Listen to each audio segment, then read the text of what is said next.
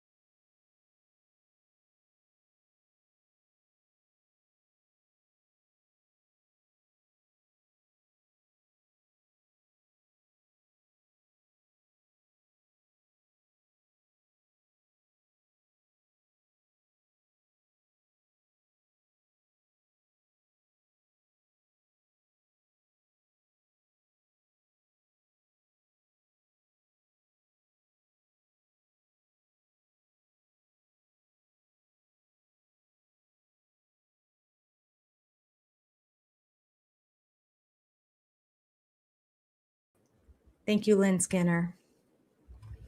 I'm so glad I give you my phone number so you can text me. So what do you all think I was talking about?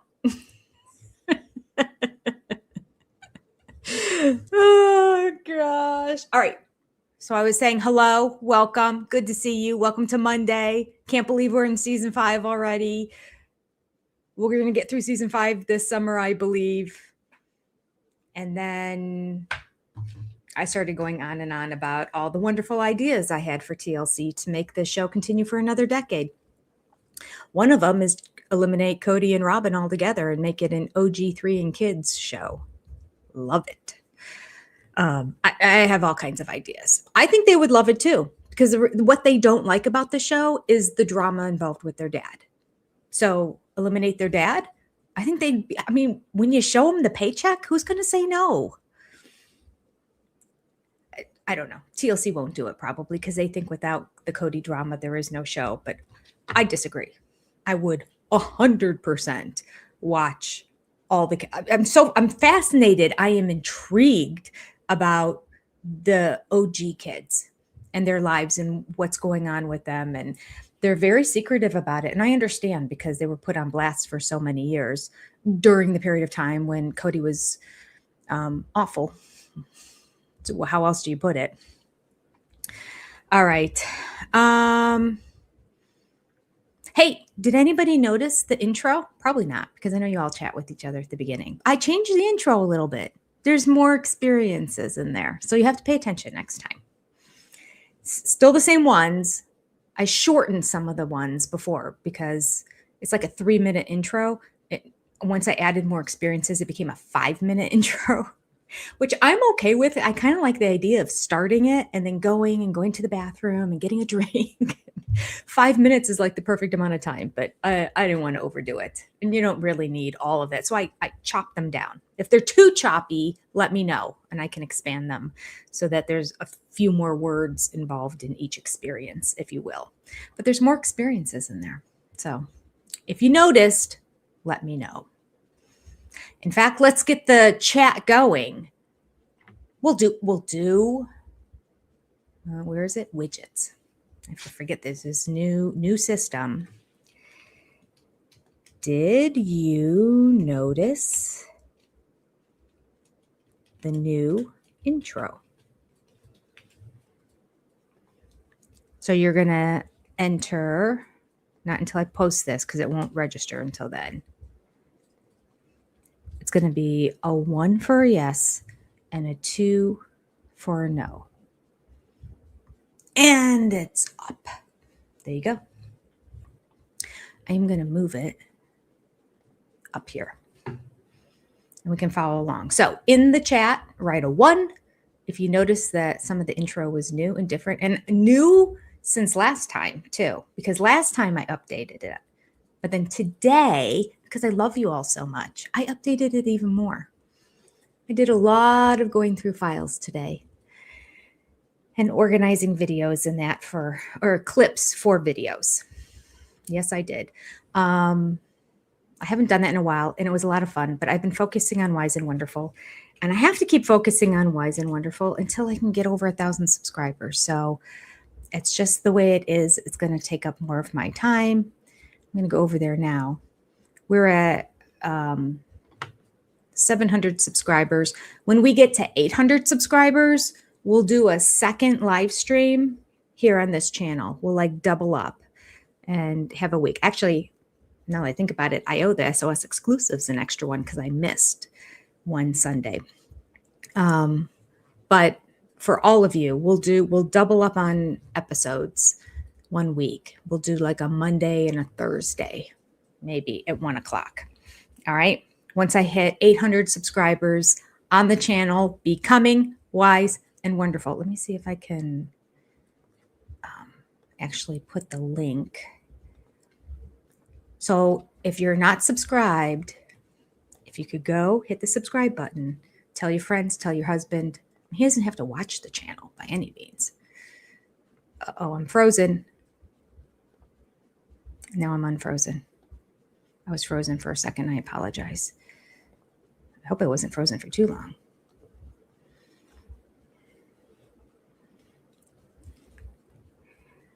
Okay, there we go. If you're not subscribed, go subscribe. See, Kim just subscribed. Way to go, Kim. Awesome. So I need about 195 more people to do it. And then we'll hit 800 and we'll do a second live stream on this channel. It's not really a bribe, but I guess it's kind of a bribe, but it's just reality in terms of where I need it. There's only so many hours in a day. Jenny's got too many jobs. All right. Oh, I wasn't frozen at all? Thanks, Wendy. All right, my thing looked frozen for a second when I went back to it. Okay. All right. All right, like. Kim gets it. Yep. You know what to do in the chat. Number 1, if you notice, the intro was different this time. Different from last week even. 2, if you didn't notice.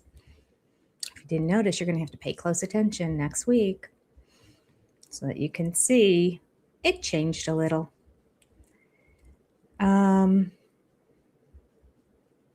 Okay. Crafty Nana said, becoming wise and wonderful is awesome. Love you, Crafty Nana. All right. So I have it pulled up here. Let's see, where are we?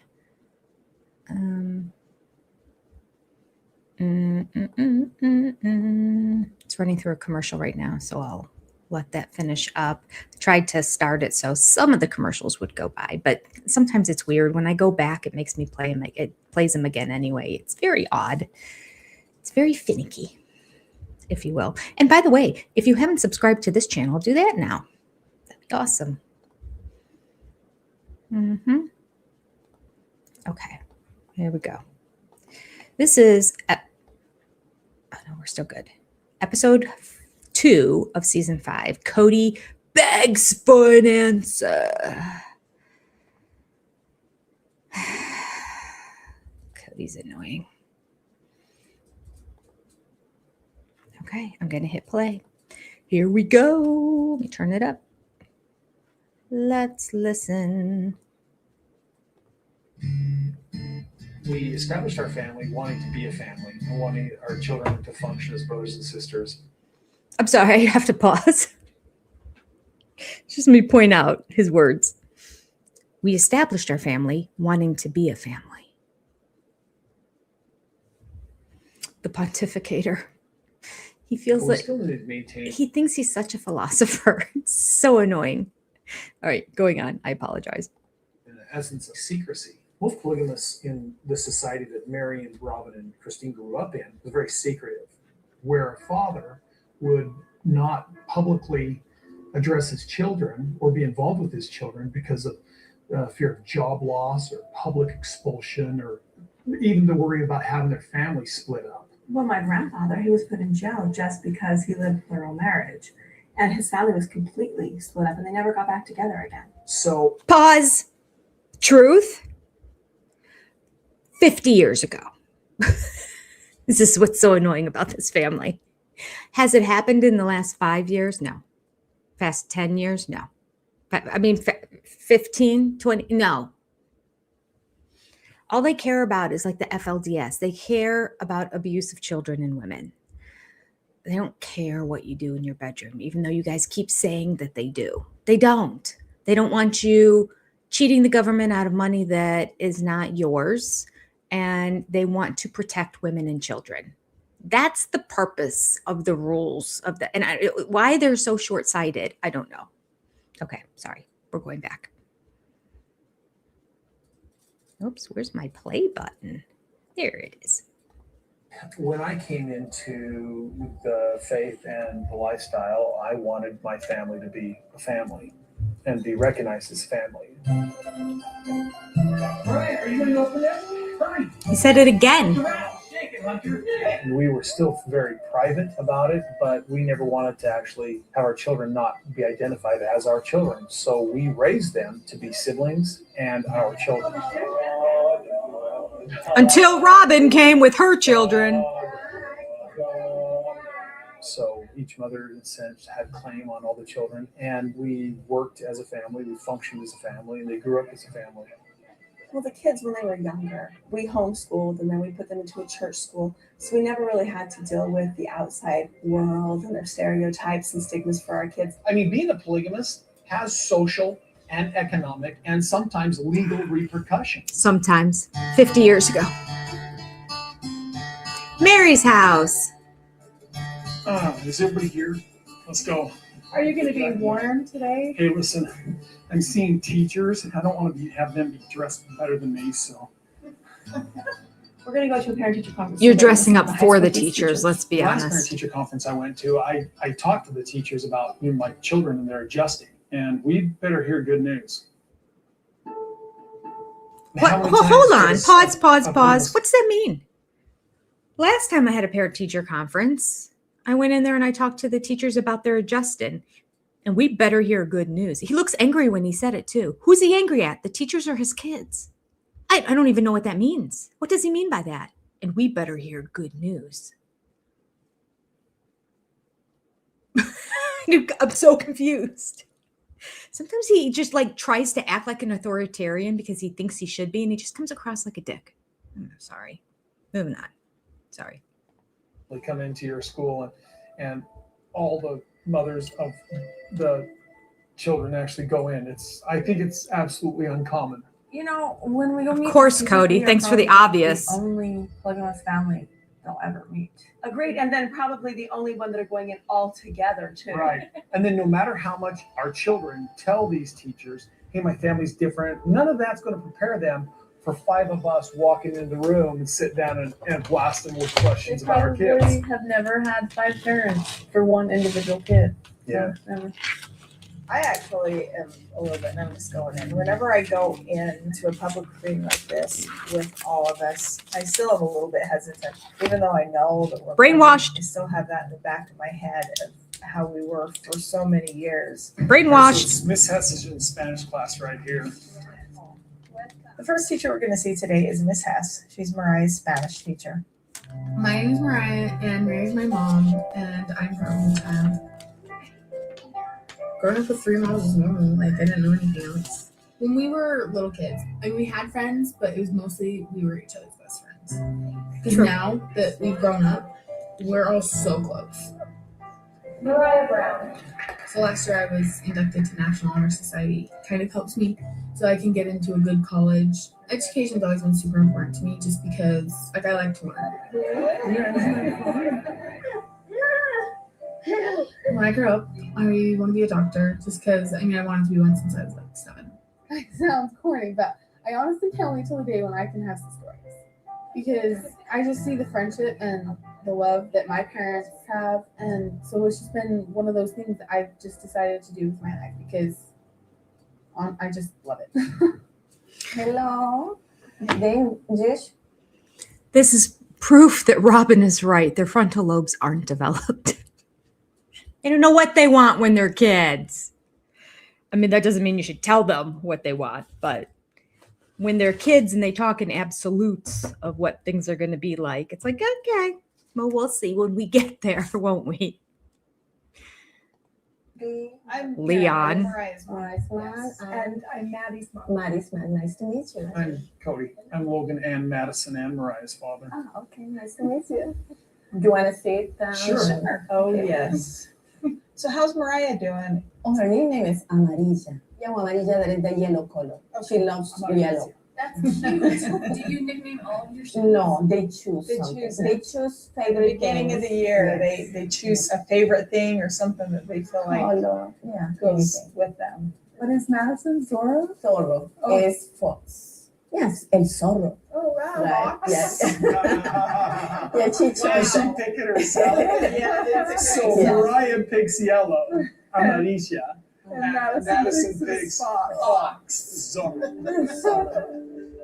She was like not sure where to look. Not because she didn't know which one was the mom or who she should focus on. She was trying to figure out what was socially acceptable to us. That was awesome.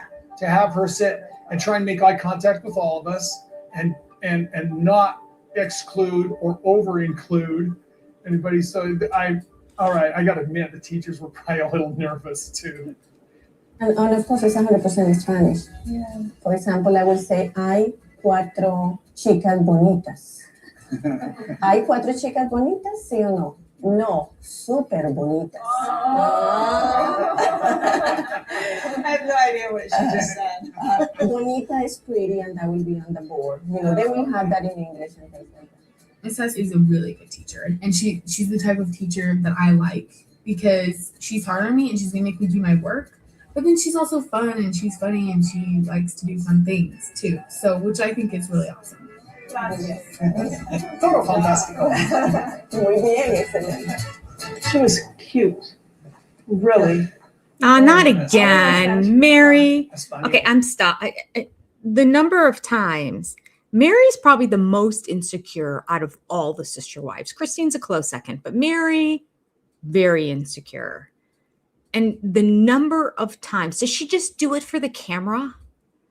Or is she so insecure that she just feels like that's what she needs to do to keep Cody in her life and keep Cody liking her, is to keep bringing him back? She's cute. All right, so what do we have here? How many times has she said? So Robyn, she's cute. You should go talk to her. You should go dance with her. And then we had the like scuba diver instructor at the water park in Mexico. Now we have the Spanish school teacher. Were there any other ones that I missed? Please put them in the chat. Let me know. Because it's starting to become annoying to me. How many times are we going to talk about how another person is good? They have all said they want no more sister wives. So this storyline is annoying. But I think Meri's the only one perpetuating it. I don't recall any of the other sister wives saying, hey, she's cute, Cody. Do you? Let me know. Put it in the chat if there's something that I missed. I'll mark it down. Yeah, I think it's just he likes to think about other women, and Meri knows it, and so she just plays along with it. I bet that's like their pillow talk or their foreplay. Thinking about other people, talking about other people. What about this, Cody? What about this person? What about that person? You can pretend I'm them. I don't care. Just sleep with me, please. Okay. All right. If there's one, write it. I'll try to keep my eye on the chat. Going back to the show. How you doing? Hello. I'm Coach Aaliyah. And I'm Ashley's mom, but these are all her moms too. Yes. This year I just have Aspen, but I had all of your girls last year. Yeah. Yes. I'm Aspen, and I'm Christine's oldest child. Oh, nice dancing. I'd like to think that my mom, Christine, has stayed home with us all growing up, and I feel like I get along with her better because she stayed at home with us all the time, and I just kind of like want to have a really good relationship with my kids. I think growing up in a plural family is pretty normal for me. It's having a lot of brothers and sisters and a lot of moms. Sometimes it's super dramatic because there's a problem between one of the moms or something, but I don't know, I don't think it's that much different than growing up in a monogamous family. I do want to be in a plural family when I grow up, but I don't know, I don't want to wait around forever, like finding that perfect family like my family has, so I'm going to see it as it comes. So tell us about Aspen. Wait, did Aspen, I'm sorry, did I miss that line? Did she just say, I do want to live in a plural? Because that was the first time she ever said that, if she did say that. I'm sorry, I have to hear it again. My apologies. Moms or something, but I don't know, I don't think it's that much different than growing up in a monogamous family. I do want to be in a plural family when I grow up, All but right. I don't know, I don't want to wait around forever, like finding that perfect family like my family has. No, she found it. I'm going to see it as it comes. Mitch wants it, and she's like, nope, no more. She missed a few for like a month there. She was sporadic. So she missed too much with that? She missed a lot. It wasn't too bad, but she made some up and did some physical activities, and she's brought her grade back up to an A. So I was missing Miss Leah's classes at school because I just didn't want to go sometimes. Aspen. Bad, but I just at times didn't feel like it, I guess. So she's, as far as anything, is there anything that we need to help her do, Aspen, this year for her grades or anything like that right now? Or is she doing She has an A, she just she's doing said. okay. She was very responsible and came to me and was like, Coach, what do I need to do to get my grade back up to where it needs to be? So, she's back on track. If her grades were bad, I wouldn't let him miss school. I don't let Peyton miss school. He doesn't keep his grades up. But Aspen, I know that she might have to work. I know that's not that big of a problem. The problem is Christine doesn't have an Ryan emphasis comes on back to that with education. me. She's like, Mom, can I miss school? It's not that big of a deal. I'm like, no, you have to go to school. School is school. You have to be there. It's your education. It's very important. I agree. You can't miss days. Well, Christine lets Aspen miss all the time. I don't care. I'm not Christine. Christine took offense at that. Drink a big glass of She goes, well, I don't care. I'm not Christine, which is true. And Christine went like shocked and withdrawn, like blatantly. What? You said what? I don't understand what was wrong with that, what Meri said. I completely agree. You're my child. I'm responsible for you, and you're going to go to school every day. You never know what you're going to gain from school that day. It doesn't matter if you're straight. My kids had straight A's all the way through school. I never let them miss a day. I mean, it wasn't even a question. I don't think they ever asked, can I miss a day? And it never came up. If they would have asked, could I miss a day? I probably would have said yes, because there would have been a real justified reason, because I just instilled in them, there's value in your education and there's value in the social interactions that you have. And you never know what new piece of information you're going to glean on any given day. So just go do it. It's a blip in the course of how long your actual life is. So if they would have said, I really can't go to school today, probably would have said, okay. But it appears that Christine would let Aspen not go to school whenever she wanted to. And Aspen also was just skipping classes whenever she wanted to. And Christine still's like, you don't have to go to school if you don't want to. Because her grade wouldn't have been low if she would have been in school that day. She gets excused on the day she's not there. And Aspen just admitted, I just don't go to her class sometimes because I just don't want to. Come on, Christine, pull it together. No parenting going on here. She did make it up. So Christine's right. She would eventually make it up. And not every teacher would be that understanding. You can't just skip class. I don't know. It's just a pattern of behavior that I disagree with in terms of just values. That's what it is. It comes down to values. It's not even so much about being there. It's doing what you know you need to do. Because like, some people are going to carry that into their lives. They're just going to skip out on classes when they're in college, or they're going to get a job and they're like, I just don't feel like going today, and calling in. Like, it's just, you can't do that. I mean, you can, but you're not going to get raises and you might not keep your job. All right, moving on. And everyone swears. Everyone curses. I just happen to pick it up really easy. You know, I'm in the situation where I can't figure out if it's best for me to try having another baby or just let it go. I just don't want to make a wrong decision.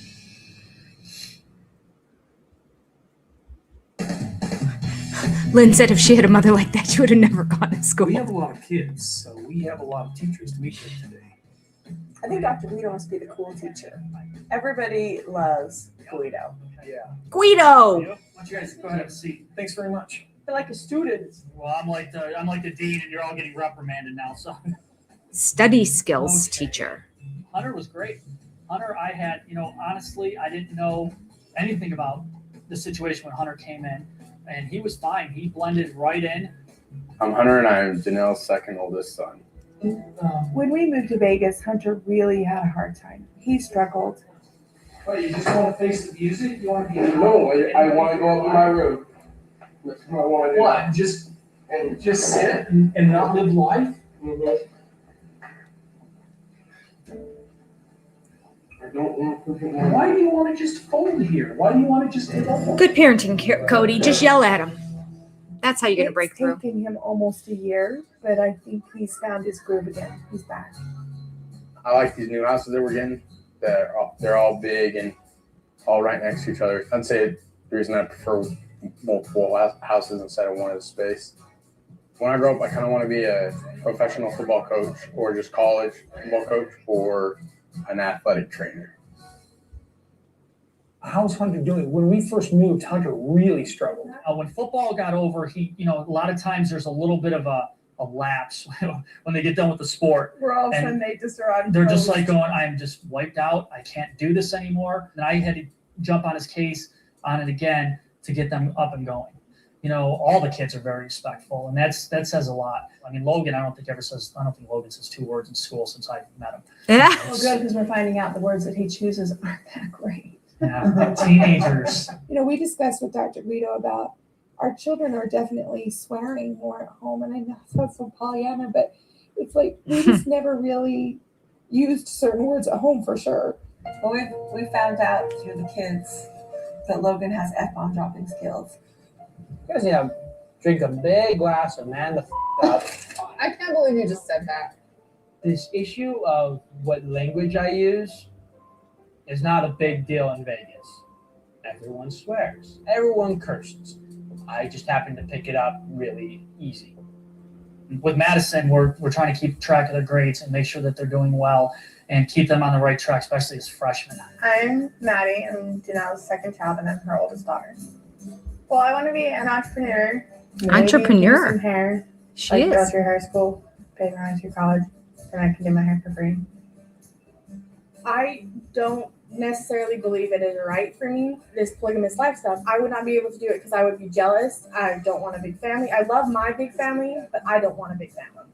There's some struggles with being in a polygamous family, and I think the biggest one is everyone's always in your business. In normal kids' parents, they have one mom and one dad in their business. I have 4 moms and 1 dad, 3 older siblings, and 13 little siblings that are always want to know what I'm doing, where I'm going, who I'm talking to, what's on my phone. I mean, go for it, whatever. I don't really care. Sometimes it's nice to have privacy. She was so proud of herself this last semester. It was her first straight A. She had mentioned that when she came over from Utah, it was kind of, she was in a little bit of a hard time with her grades, but now this is the best she's done. I mean, she really speaks highly of this class. You're a rock star at our house. Well, we have fun. Well, if you have any questions, please email me, call me, and I'm here. Alrighty, thank you so much. We left our visit with Dr. Guido, and we went to our last teacher, who is Mrs. Rule. It's McKelty's teacher. And I'm very excited about Mrs. Rule because she put McKelty on a path. What path? I'm McKelty. I'm Christine's daughter, and I'm the second oldest in her family. When I grow up, I want to be a world-famous fashion designer. Fashion's just my biggest passion. The way clothes are made, the way you can put 2 things together and suddenly it becomes this fantastic, glorious dress. How you can just take little pieces of thread and turn it into something like a shirt. I just think that's really cool. She wants to be a fashion designer so badly. I'm sure you do, Harris. She's become very, very career-oriented. Good. That's exactly where we want them to be as teenagers. Like, I could put her at any table and she would get along with everybody at the I table. think that has something to do with the fact that they've had to deal with 16 and 17 other siblings. You know And 5 parents. And 5 parents. You know, You can't choose favorites. and you have to deal with different kind of personalities all the time. It might be why. That's really cool. Could be. I mean, it doesn't surprise me if that's the reason why. Well, So that was the art teachers teacher. didn't like our kids. I'm always nervous about that. Why would That you? was a good parent-teacher comp. Again, Cody never has positive things to say about his kids, does he? It's all about himself and that. And he was all nervous and he had to get all dressed up for the teacher. So he was better dressed than they were. Not going to let them show me up. It's so annoying. He's so annoying. And then to come out of it and say, well, that was a relief that all the teachers like them. You know, I didn't know. Didn't? Really, Cody? Either you don't know your kids or, well, you don't know your kids. Or you're just making this up for the show. Which could be because sometimes he just spews out words because he loves to hear himself talk. But like, really, we just watch them on the show. We're not with them 24/7. We know that they're all good kids. I never once in a million years went into a parent-teacher conference worried whether they're going to say, you know, your son or your daughter, not really my favorite. They're annoying. They're not doing their work. They talk back in class. They're offensive. They don't show up on time. Like, never crossed my mind. I went in there just saying, you know, how well are they applying themselves and where are their grades and what are areas of weakness that we need to work on? General stuff like that. Just general, tell me about school that I don't know because I'm at home. That's it. Never worried that they were going to be telling me how awful my kids were. But Cody was worried about his great kids that they might say awful things because he's a dork. He's just awful. I think it went well. I was actually a little nervous. Believe it or not, I sort of had a little stage fright to meet them because my kids talk about their teachers at home so much, and it was like nerve-wracking to me to actually meet them for some reason. Yeah, I've heard plenty of stories about these teachers in some way that makes them like legends in a way. Yeah. The kids actually like these teachers a lot. I like to be a fly on the wall when they go home at night and talk to their wife or husband, though. Just saying. So Robyn is co-signing. Robyn co-signs. First of all, Janelle talks about how she was very nervous to meet them because they talk all about him, right? Right. Cody chimes in. He interrupts her. Yeah. We hear about all these teachers all the time. You know he doesn't. He's not around. He doesn't hear about them all the time. He's at Robyn's house all the time. So he doesn't know. And then Robyn chimes in at the end. Yes, they said nice things about our kids, but I'd like to be a fly on the wall and hear what they really say to their spouse when they go home at night. And what about that is funny, Robyn Brown? Just shut up. Just keep your thoughts to yourself. Why do you think they're going to say negative things about these kids? You're trying to get in the good graces of these kids. You're doing an awful job playing the victim and all that. And then to do this? No. I'm sorry. I can't with you, Robyn. Changing the banner. Here are the rest of our exclusive. We started with big supporters down here, and then the second half was exclusive supporters, but these are more exclusive supporters. Okay, back to the show.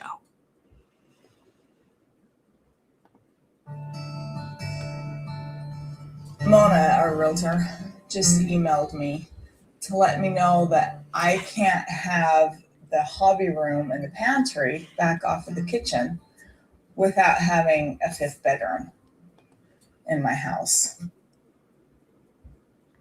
Wait. I gotta go back again. I just want to make sure I get this clear. Okay, 20 seconds. Here we go. Just saying. This is Meri talking about her house now. Okay.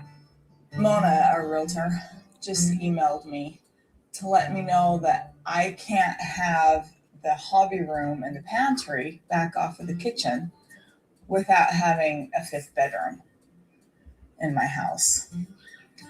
And so I'm not sure what I'm going to do. When I walked into the model home and I saw the wet bar, I mean, I just loved it. I love the thought of having all that space to entertain. I'm going to have my wet bar. I'm going to have my island. I'm going to have this huge great room. I love to entertain. I do. I love to have people in my home. Janelle saw this home and was frustrated that I was even considering it because she felt that it was too much home for just me and Mariah. It is. I want to have the home. I want the home. I don't want everything that comes along with it financially. I'm sorry. That is being spoiled like a little child. I want to have the home.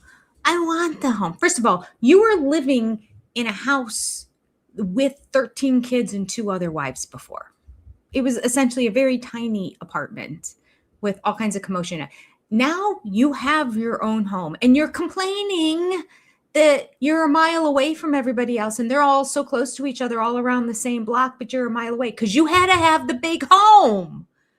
So now you're in the home. You're like, it's so quiet over here because Mariah goes over there to Janelle's house to hang out with the kids. They're not really coming over here. Do you remember that? That's coming up in a future season.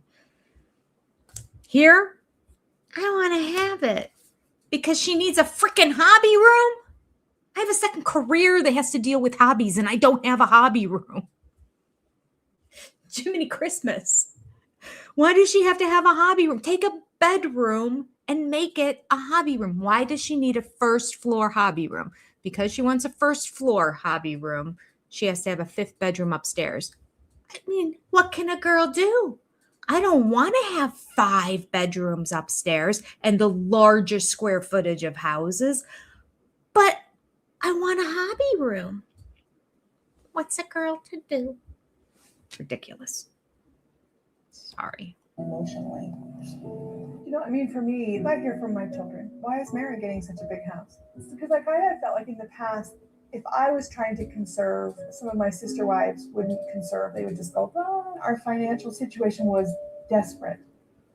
If I had had my say, I would have needed a 7-bedroom home because I would have had. Stop playing that card. Myself. That's what I wanted. That's what my plan was. But that's not the cards that God gave you. So grow up and accept it. My gosh, I want to be Queen of England, but I'm not. Am I going to pout and moan about it all day? No, I want to be wealthy. I'm not.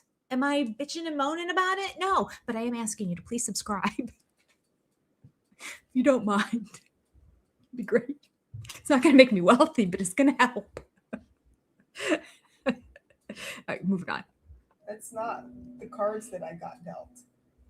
I mean, there's a lot of feelings going on and a lot of emotion and stress when we first moved here, and maybe that had, some play in it. I don't know. Hey. You're just spoiled. Good. How are you? Good. What's up?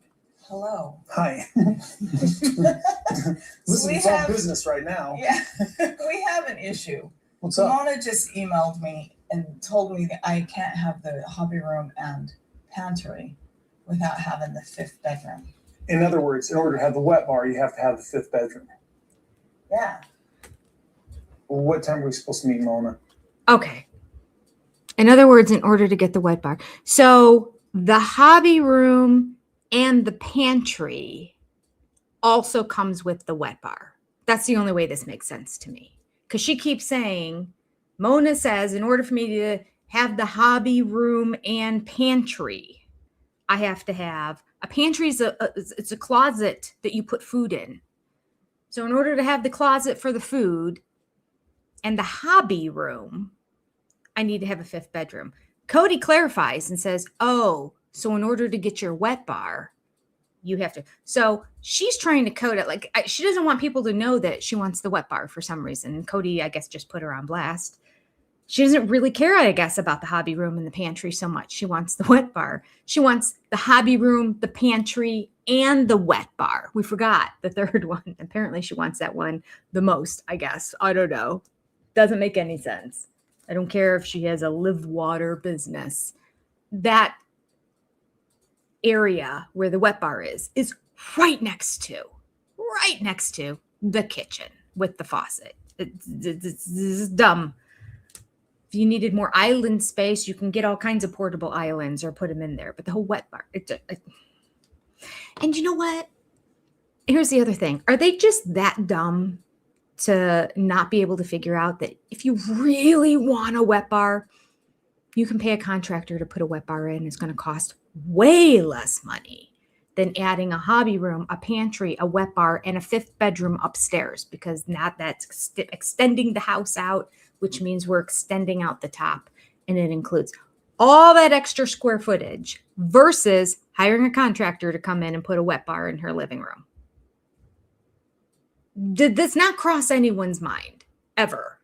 I just need to ask the question because this conversation annoys me. It annoyed me back then. It's annoying me again now. I just remember watching this, being so annoyed with Meri. I'm like, she's crying over a wet bar. Stop it. Make it stop. Okay, moving on. I'm sorry. Yeah, she said that I can't have it. I have to have a 5th bedroom. And then my sister wives are going to be upset with me, but I want 7 children. I couldn't have 7 children, so I deserve to have a wet bar, a pantry, and a hobby room, and a 5th bedroom. Make it make sense. Moving on. We need to be over there in about 20 minutes. Oh, I gotta eat. Let's go. Okay, let's talk to her about it. I don't know. I began to worry that somehow what I needed would be sacrificed for what somebody else wanted in the name of equality of budget. That was the major discussion Meri and I were having this morning, so I just wanted to get that one covered first. I wasn't supposed to have another kid. No. But then there's some days that I'm just like, do I really want to do that? The clock is ticking on this. I know. I'm on row. I'm on row. I'm not. He's on row. Okay. This is a good point here, Lunty. It is now apparent how awkward Cody is in social situations. I didn't see it at the time. Neither did I. I just thought he was just like annoying, kind of overly enthusiastic, annoying. That kind of like person who acts like crazy at the beginning of the party, but then they settle in and become normal later on. But he's like there all the time, and I realize it's just he doesn't know how to interact and social situations. Somebody said they only went when there were, they didn't go to parent-teacher conferences. That's how it was when my kids were in high school. Elementary and middle, everybody always went. And then in high school, I think they had more open houses. So you just showed up and you signed in and you waited in line so that, because the other ones were scheduled times. When they got to high school, all of a sudden the teachers would be at a table and they'd be all throughout the school, like filling in the cafeteria and filling in the gymnasium and filling in the second cafeteria. And so there'd be tables based on all the different departments, and each round table would have a big sign with the teacher's name on it. And you just walk up and sign in, and then you could walk away and then come back when it was your turn to sit down and talk with the teacher. So it was kind of whoever showed up and wanted to talk would. And I asked my kids, that's what I decided. And I said, it's parent-teacher conference night. Does anybody want to go? Do you want me to talk to your teachers about anything? And almost always, I think there was once I didn't go. Well, my son, he's like, yeah, no, there's nothing. So I don't think I ever went with them.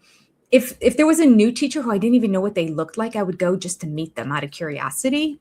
And then I would know them if I saw them at the grocery store or whatever in the city. Like, I just felt weird having my kid spend an hour every day, 5 days a week for an entire year with some guy I don't know, I've never seen or met. So it just gave me that comfort of meeting them. But other than that, most of the teachers I knew that were there. So I'm like, if you want me to. And usually there were one or two teachers that the kids would say, yeah, I want you to go meet with so-and-so and see what she says. And I want you to meet with so-and-so because I like her so much. I want you to, meet her or whatever. And so I would just go to those teachers. And if there are other ones, I'm like, as long as their grades were fine, there's no reason for me to go waste the teacher's time and make other parents wait when I'm just there to hear, yeah, your kid's doing fine. Yeah, okay. So in the interest of everyone's time, I decided to only go if it was requested by my kids or the teacher, because the teachers could request that you come in as well. But I don't think that ever happened with any of my kids. So, okay. Back.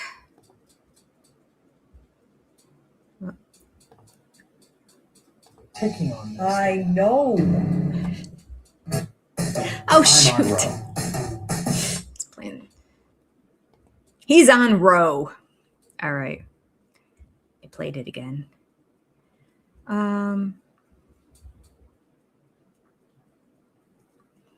Leonard.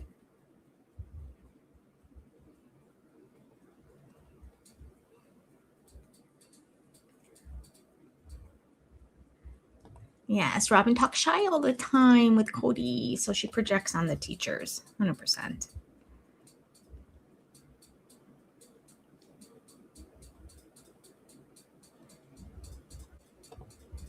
Kathy said Cody is always thinking how he looks. Even Suki said the women sit down and Cody is like, do I look good?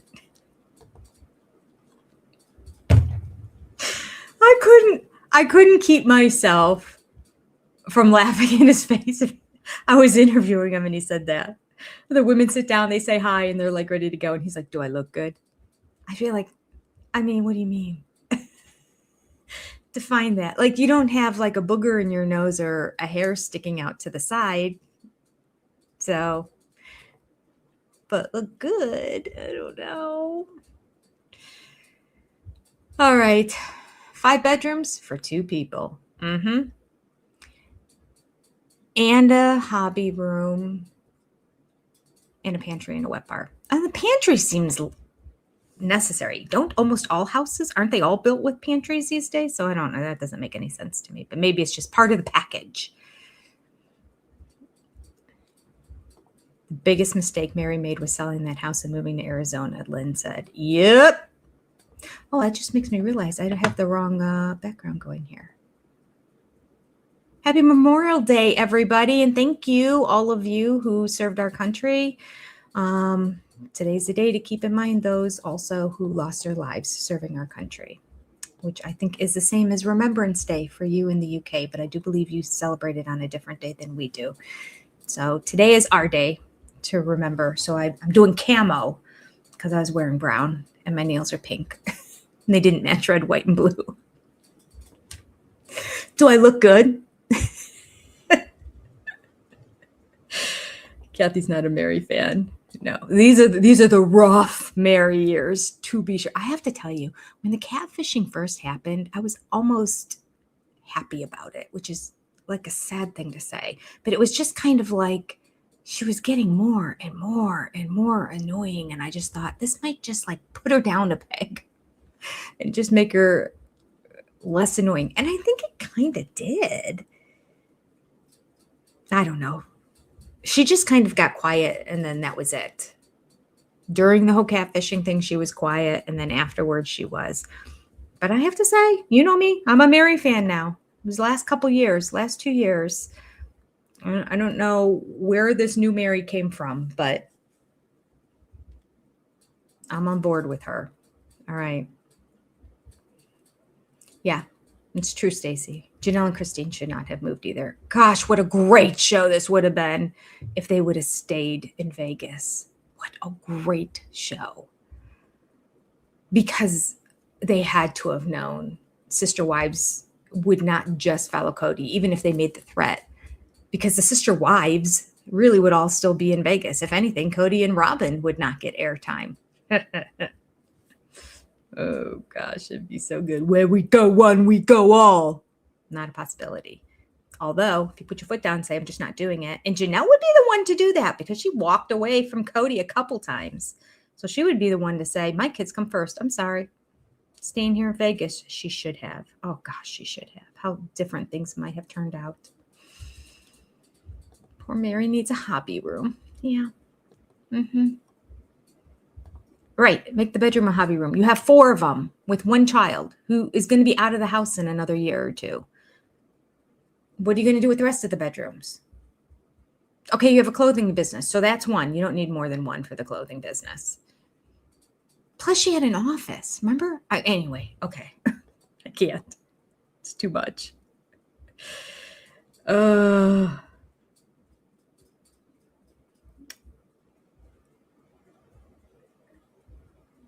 Janelle's kids shared bedrooms. Yep. Never Robyn's. Never Meri's.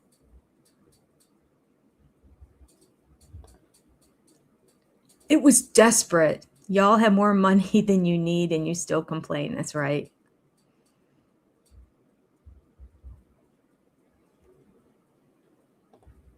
Rosie Lee said, if you're Meghan Markle, you do whinge and cry because you won't be Queen of England. Yes.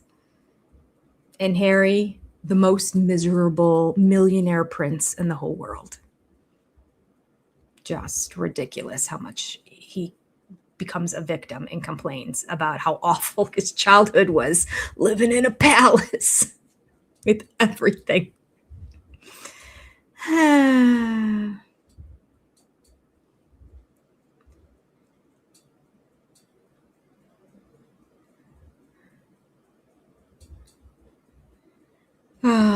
The 5th room downstairs was a bedroom. Each wife just used it in a different way. No, but they said in order for her to have a hobby room on the 1st floor, she had to have a 5th bedroom upstairs. That's what they said at the beginning of the show. So her house was laid out differently. It had to have been. Unless she ended up going with a different layout in the end. No, because she got the wet bar. I don't know. We'll go on because we're going to get into all the housing stuff. I think maybe even this episode. Let's see. We get to meet the builders for the houses today. I know. I'm so excited. I'm so excited because we have some of those really specific things that we need to ask if they can even be done. Yes. When it comes to options of the home, we just felt like the best way to do it is to divide the budget evenly. Each mother has her own home, and so we need to actually have it just equal so everybody gets basically the same budget for a home. So when we first started talking about homes and what we wanted to do, I first thought Meri should get a smaller home. She has less kids. To me, logically, she should get a smaller home. And I should get a bigger home because I have more kids. I began to worry that somehow what I needed would be sacrificed for what somebody else wanted in the name of equality of budget. Well, that's a good point. And that's where my real fear came into the situation, is that somehow I would be without something that I needed. The one thing that I absolutely loved about the house was the wet bar. And Oh, jeez. it came down to I either get it with the 5th bedroom or I don't get it at all. I didn't want to look like Meri was getting a bigger house because she's the first wife. In the end, we came to the conclusion that the best way to do it is just through across the board equity. You know, everybody gets the same budget. Everybody gets to work with what they have. And in the case of this extra bedroom having to be part of it, we're just going to make it work. All right, are we ready to go inside? So nobody else had that extra bedroom. So it's got to be a 5th bedroom upstairs. Now the story goes from, she started off at the beginning of the episode saying, I can't have the hobby room and pantry without having the 5th bedroom. I wrote that down. I can't have the hobby room and pantry without having the 5th bedroom. Now she's saying the best thing, the thing I like the most about this 3,000 square foot house, plus probably, was the wet bar. What? So have somebody give you a wet bar. I don't understand why nobody's saying, well, then use your money and get yourself a wet bar after it's all done. You're making money. You have your own job.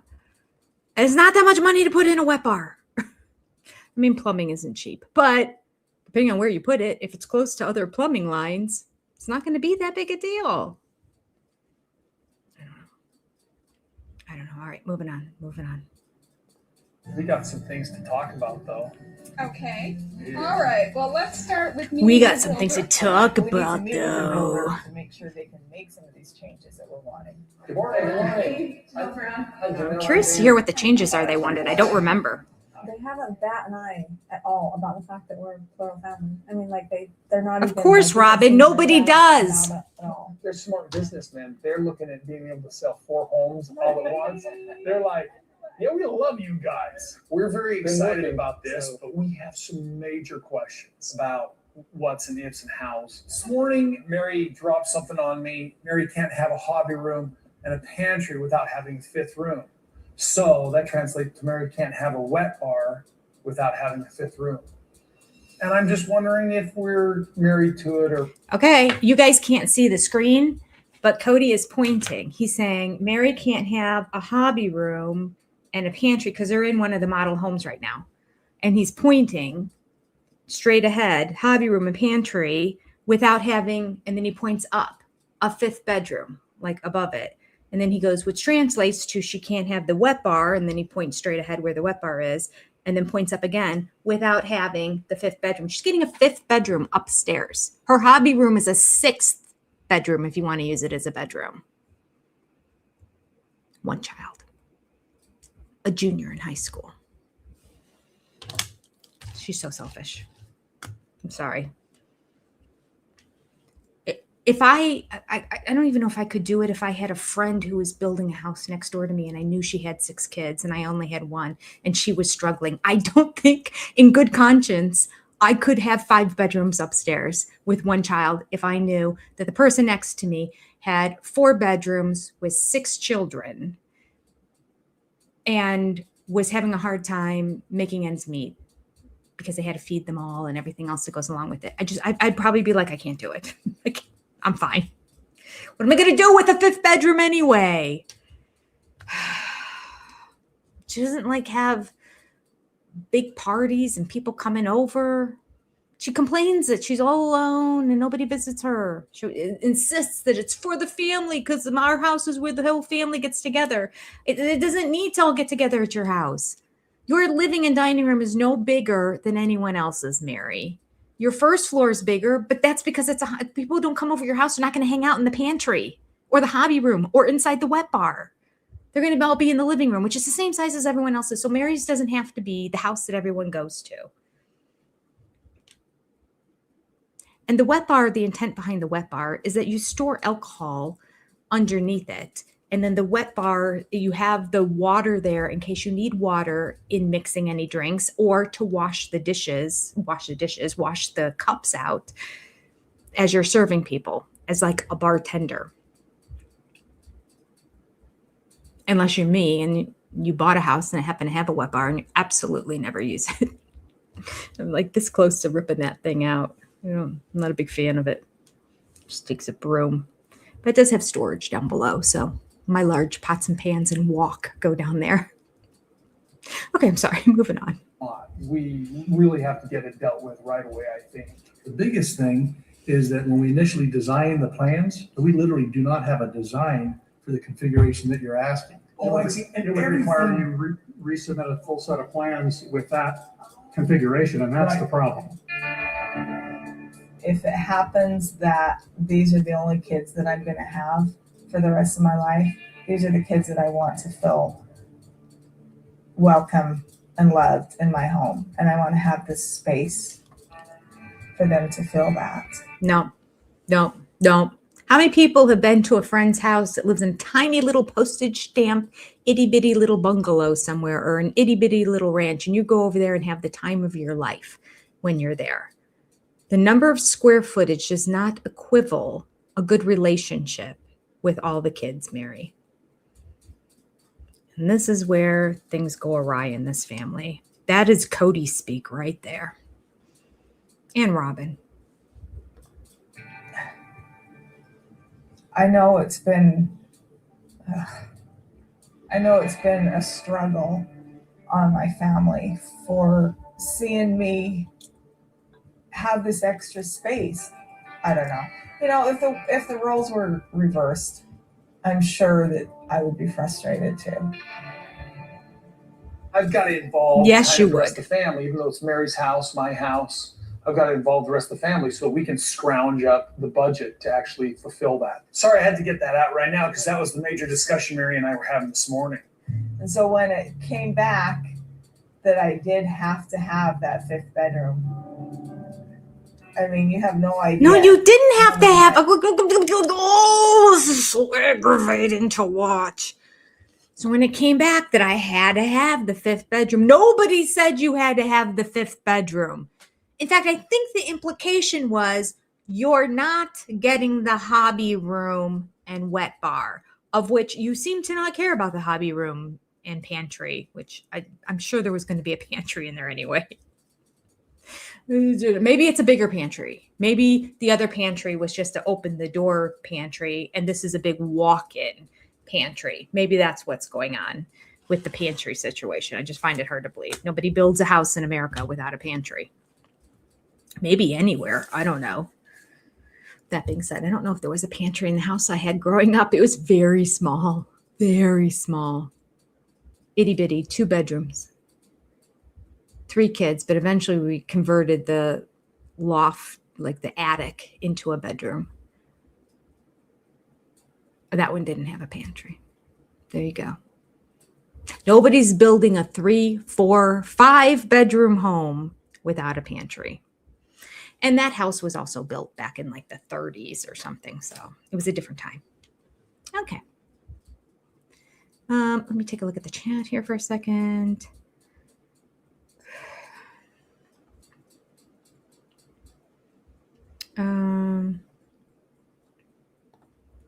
Black Swan Gothica, good to see you. How is it that this time they had limited resources, so fragile, they were making a ton of money? Yeah, questions we want to know. Well, they did have to put down a huge hunk of money. I mean, they haven't yet, but they're going to be putting down a huge hunk of money to get the mortgages because their credit scores are so awful. And Robyn had to get hers up to 600, and I don't think she did. I think they managed to maneuver some things to get her that loan because she was so panicked she wasn't going to get it. And they said the only thing you have to do is get your credit score above 600, and we've taken care of everything else. And she was sweating bullets in that meeting and couldn't believe that she got approved. That means her credit score was still in the 500s.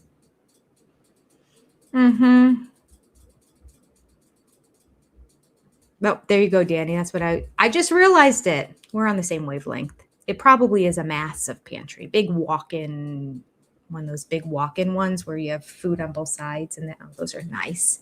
I have a girlfriend who redesigned her house. They put an addition on the back, and the living room became part of the kitchen. So there was this nice fireplace in the kitchen, and they had this nice big wood table there. And their kitchen table had now become the old living room. And then their living room space was beyond it. And next to the kitchen on the other side, they used to have a dining room. And she's like, we never used the dining room for anything. It was just sitting there. So she converted the whole dining room into a walk-in pantry. Her house is a dream. I'm not jealous.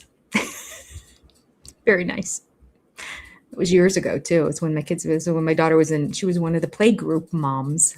Play group. Okay.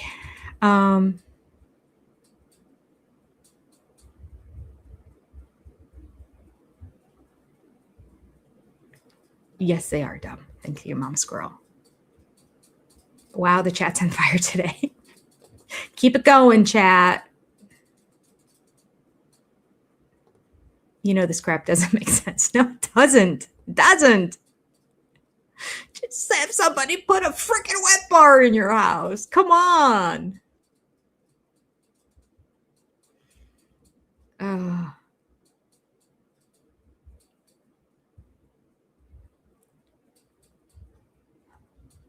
I'm so far behind in the chat. Oh my gosh, look at me.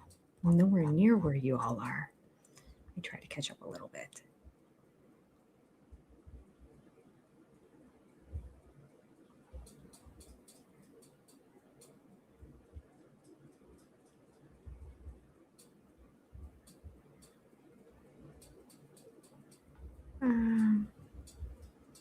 He can't afford them. Yep. Oh, Lunty said, I don't think Cody could have afforded houses here in the UK. No way. No way. Your dollar goes so much further, especially in Vegas, where you really get your bang for the buck there. Although I will say in Ohio, I remember growing up, my dad telling me we live in one of the best places for cost of living, income versus cost of living. So I'm like, okay, I guess I'll never leave Ohio.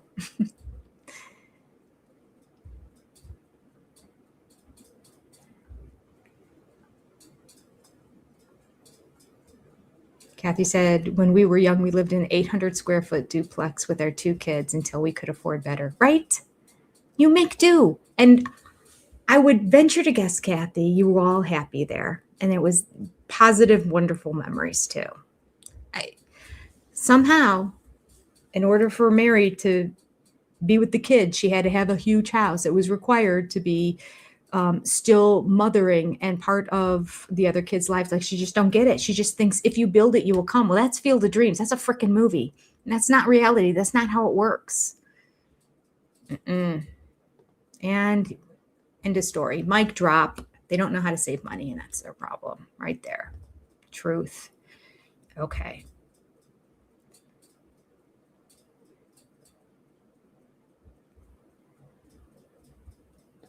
So she tells us that her house was 650 square feet when they first bought it. It was perfect. And now it's 1,000 square feet and still perfect. So oh no, that was J-Lou. I was going to say, so she tell, how big was your place in Hawaii? Because that had to have been small. That's so expensive there. But that wasn't you. That wasn't you. That was J-Lou who's there.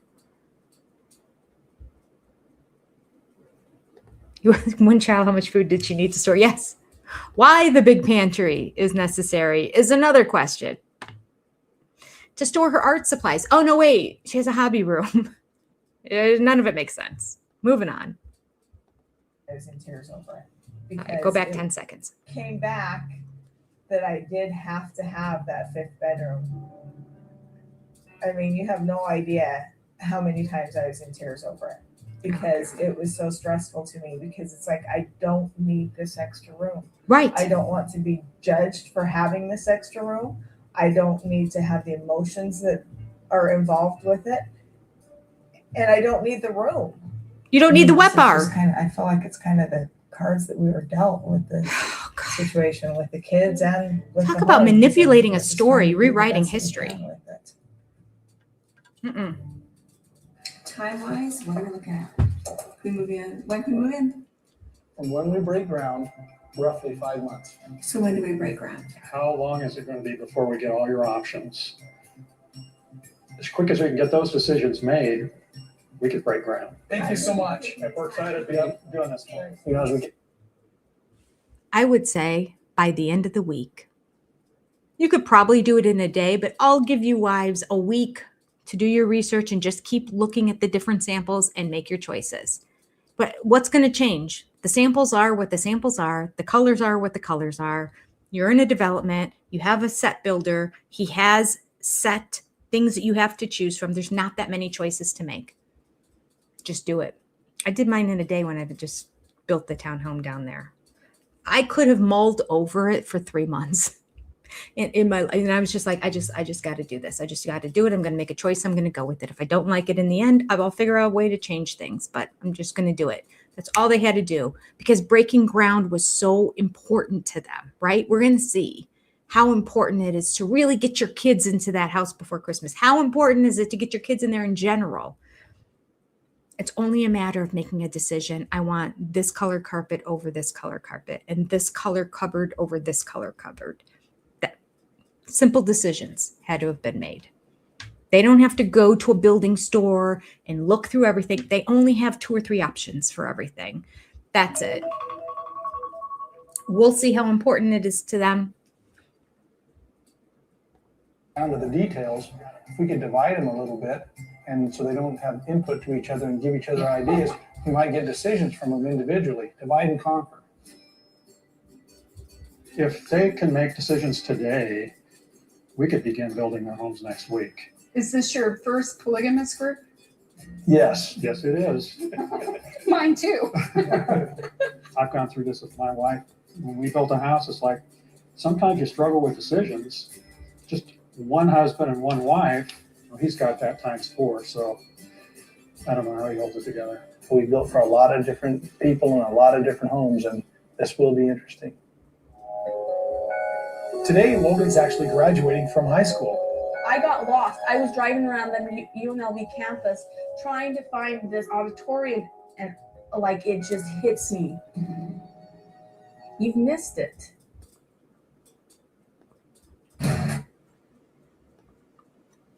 She's awful. All right, we are going to now, I forgot to upload this, so let me upload it. I might have to switch.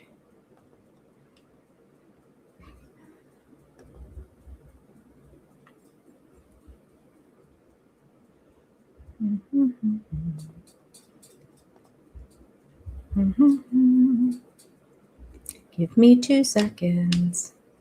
It's right here. I just saw it a second ago. There we go. All right. Classic scenes from Sister Wives. As you are being entertained by our classic scenes, let me go ahead and read to you our big supporters here. Just a moment, it's opening. Oh,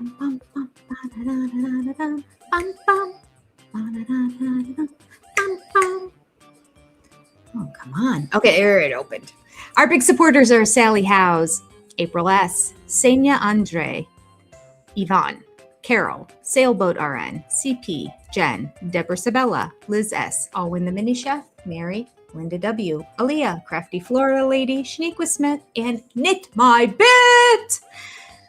Exclusive SOS supporters are Unesthetic Life, Jane Morgan, Everyday Faith with Kim, Ladybird's Mom, Ashley Casey, Lisa O, Kitty 1838, Amanda Scott, Mary S, Me Myself, Katie, Hadley Fields, Crafty Nana, Oli Moly, Lady from Mars, Tammy G, Lisa Doherty, Anonymous, Sandra, Emily Roy, Living an Eclectic Life, Holly Jones, Heather B, Shanna Banana, Cindy Diller, Kendra MP, Kenya Pinheiro, Monica Nilsson Solhus, Birdie K, Carol Annie D, Lisa Elmer, Libby Scher, Janet Ebert, Steph Stevens, Edel Sodal Peterson, I'm Your Huckleberry, Jacob 3 Boys, Alyssa 1704, Becky S, Tracy's Fractured History and More, Lavender Vanilla, Joni C, Lisa Gasca, Joni C615, Allie D,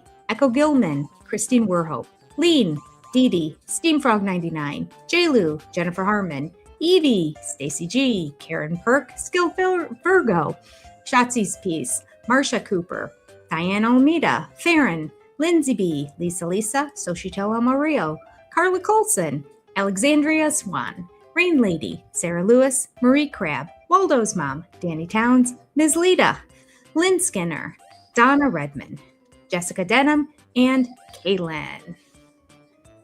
Bum, bum.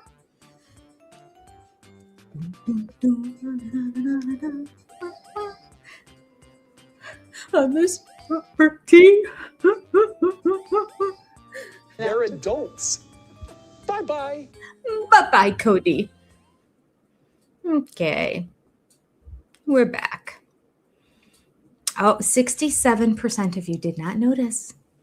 There's a new open. More experiences added to everybody. Also, keep in mind, I put in the chat a link, or you can just look up on your own to YouTube. Becoming Wise and Wonderful, another YouTube channel. Because when it gets to 800 subscribers, which means we needed like another 195, but yours will count. When we get to 800 subscribers, we're doing an extra one of these live streams, another episode during the week on a Thursday. So whenever we hit 800 over there that week, I will be posting two thumbnails for that week, for Monday and Thursday, as a thank you to all of you for going over there and subscribing. You don't even have to watch, just subscribe. It costs you nothing. Free, completely free. Hit the subscribe button. I appreciate you. All right. It definitely jumped back again. All right. A lot of row commercials. Oh, all right. I'm going to go to the chat because it went back to the first one. I'm going to sneeze. Sorry. Occasionally the cats come in here when the ceiling fan is going. Makes me sneeze. Okay. Wet bar? They didn't even drink. No, I mean, that's the ridiculous part of it too. A wet bar.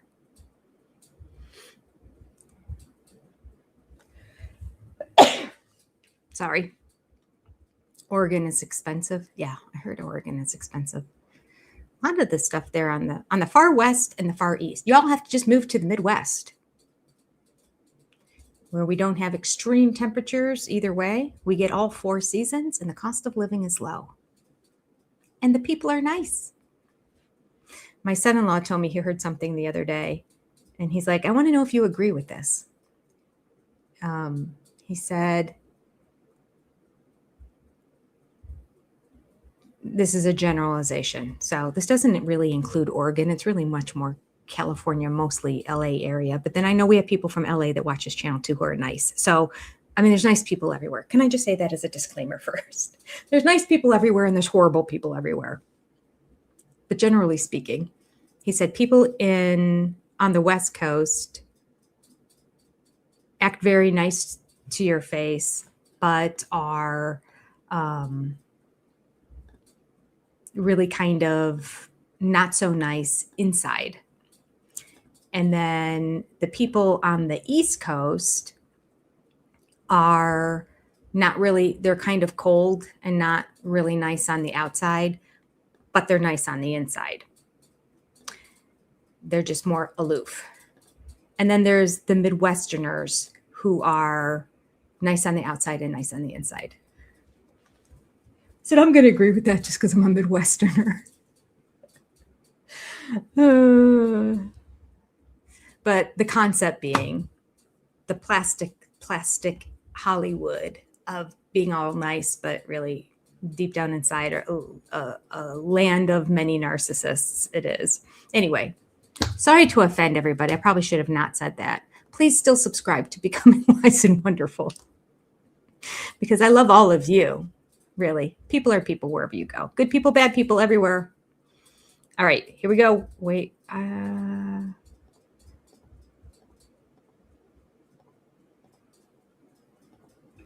I find it interesting how this guy said, if they can just make their decisions today, we can start next week.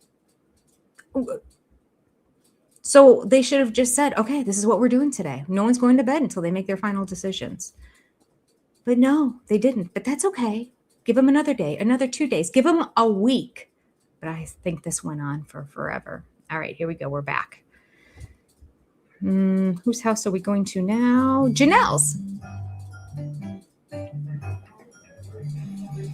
Peyton asleep on the couch, Logan turning on the light, Hunter waking up, Savannah hitting a punching balloon. Today, Logan's actually graduating from high school. I am taking a walk down the first aisle of my life. Aww. I'm excited to be done. The family just got home the day before graduation from a week and a half long road trip. And so we were already fairly disjointed. Our normal planning meetings and stuff, we hadn't had any. And I get this text from Cody, it's your fault that nobody knows what's going on. You know, I thought for some reason, Did you catch that when you watched it last time? I didn't. They were gone for a road trip, of course. Road trip for a week and a half, the whole family. They get back, and the next day, Logan graduates from high school, and he sends a text to Janelle saying, it's your fault. Nobody knows what's going on. Cody, are you at all a parent? No. He relinquishes all responsibility when it comes to the kids, but tries to take credit for just planting his seed amongst 13, 15 total kids eventually. Gross. He's gross. I can't believe he said that to her. She comes back. Because who planned the road trip? Not Cody. I guarantee you, he just showed up for the joyride of it all and would probably got upset with people when they weren't getting along and everything wasn't perfect in his world. And now for him to say that, as opposed to just saying, Janelle, what's going on? Do you need me to come over? Do you need me to help you with the planning or the preparing, or is there a schedule? Can I help get it together and share it with the other wives? I know your life is crazy because you've got 6 kids over there and you have the one that's graduating and you have to take care of that as well, which means he's on a different schedule from everybody else. He has to be there at least an hour, if not 2, before everyone else. That was crazy. I remember that with every graduation. It's like, well, you don't have to be there until this time, but you have to get your kid there.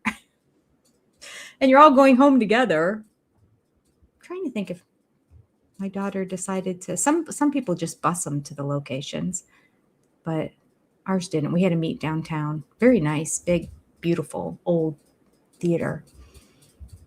Anyway, let's go back. Normal planning meetings and stuff, we hadn't had All right, any. 10 seconds. Okay, we did go back. Before Here we go. graduation from a week and a half long road trip. And so we were already fairly disjointed. Our normal planning meetings and stuff, we hadn't had any. And I get this text from Cody, it's your fault that nobody knows what's going on. You know, I thought for some reason everybody heard me tell, or that somehow Cody would translate to everybody graduation and plans. And all of a sudden this morning I'm hearing when are we supposed to go, and we're supposed to be leaving in an hour. So there's some drama, but oh well. What I texted was, nobody knows what time this is. You need to be expressing this to everybody so we know what to do. Instead, she interpreted it, it's all your fault that everybody's late. And I never said that. I called Janelle the day before and I'm like, okay, so tell me the details I need to know. And she's like, well, it's like 4 or 5 hours. And this would be really stressful for Solomon to be there making all this noise for everybody. And so my plan was to leave late on purpose and get there late on purpose because I figured I had a long time before he'd be walking across the stage. I figured, just to be clear, she said, oh, I don't know. It's going to be like 4 or 5 hours. First of all, it's not going to be a 4 or 5 hour long ceremony. There's no way. Janelle would have told her, we're going to be there for 4 or 5 hours because Logan has to get there freaking 2 hours before everybody else. So there's no way that, so she's just saying like, don't come with us because we're going to be there for forever. I can guarantee you that that's good. There's no commencement ceremony that lasts 5 hours long. No, they break them up. We did that even for my daughter in California. They actually had separate ceremonies. There was the quick speeches and walk across the stage ceremony one day. And there was a whole separate day where they had like, actually, she went to a film school there, and the 2 brothers who wrote, I can't think of their names right now, who wrote Stranger Things. It was Chapman University. They went to Chapman University. So the 2 of them spoke at the like theme for the college of, it wasn't a film school. It was a liberal arts school, but she was in the film program. And they spoke at that commencement for film and production and directors and writers, blah, blah, blah. Also, the guy who wrote, anyway, it doesn't matter. It was good.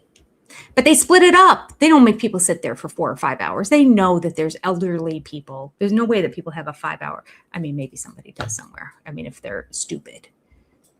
There are probably stupid schools out there. But people know that there's a lot of elderly people at these. A lot of grandparents want to go see their kids graduate.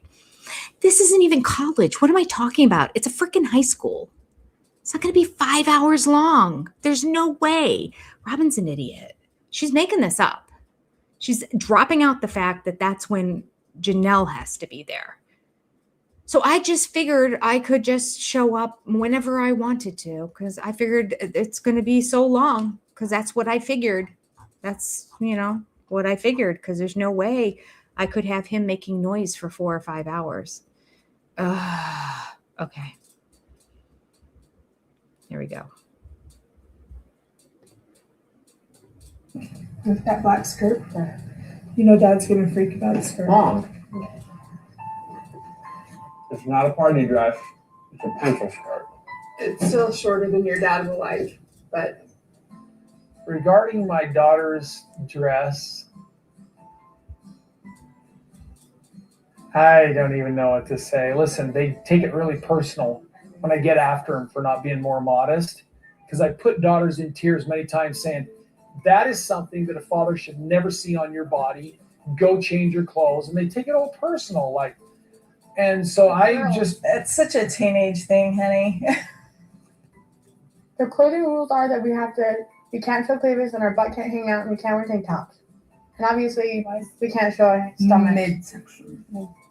I don't think we really listen to what Dad says. I know I do. I just don't agree with him sometimes about the dress. When it goes to here, I see. Not that I ever. It's here. If it's like a, I'm only showing my knees. I think it's okay.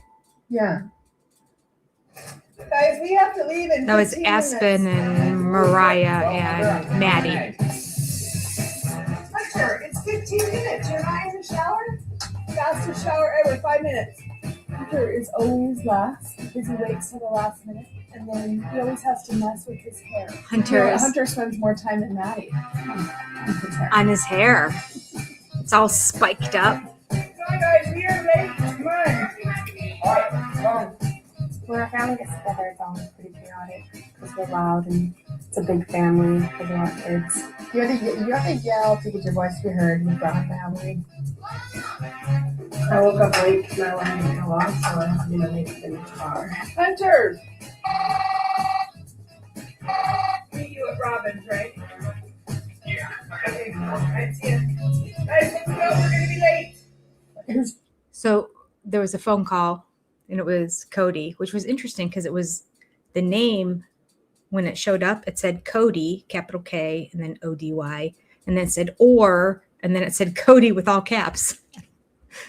Cody or Cody. It is, I don't know why. But then she's talking and she goes, you're going to be at Robyn's, right? Yeah. Oh, yeah. Surprise. All right. Just in case you were wondering what that commotion is that was going on. Meet you at Robyn's, right? Yeah. Okay, cool. I see you. Guys, let's go. We're going to be late. It was just chaos. Maddie. graduation actually happens at the Thomas and Mack Center at UNLV, clear downtown. It's huge. They have like 3,800 kids that attend the school, but each of those invites their entire family, and there's no room for them unless it's a huge auditorium. That's so overdressed. Why are you making me? Like, when I first got told that I had to get dressed up, I didn't care. I was like, oh, fine with me. It's a graduation. I just thought it was weird that most people weren't dressed up. What's wrong with looking good? I looked like a fool. No, you don't. My dad was more preoccupied with what Hunter was wearing because I was still dressed nice and I matched. I start getting ready and everything. I'm like, I've got to get there by this certain time. Then Meri texts me and she's like, okay. Again, no specifics. And then I started getting ready and everything, and I had to get there by a specific time. She's not saying what time. She's not giving any timelines because anybody else would listen to her plan in her head for when she was going to be there and be like, What are you, a fool? You're going to drive downtown to a major auditorium, find parking and getting it. Well, how long does that take? A long time. First of all, she had to drive all the way downtown, and you got to give yourself at least 15 minutes from when you parked until you're going to get in the door and figure out where you're going. At least 15 minutes, maybe more. Not into your seat, just to figure out where you're going when you're in there. And you know she didn't plan that out. No, because she's the one that's always late to everything. Okay. Moving on.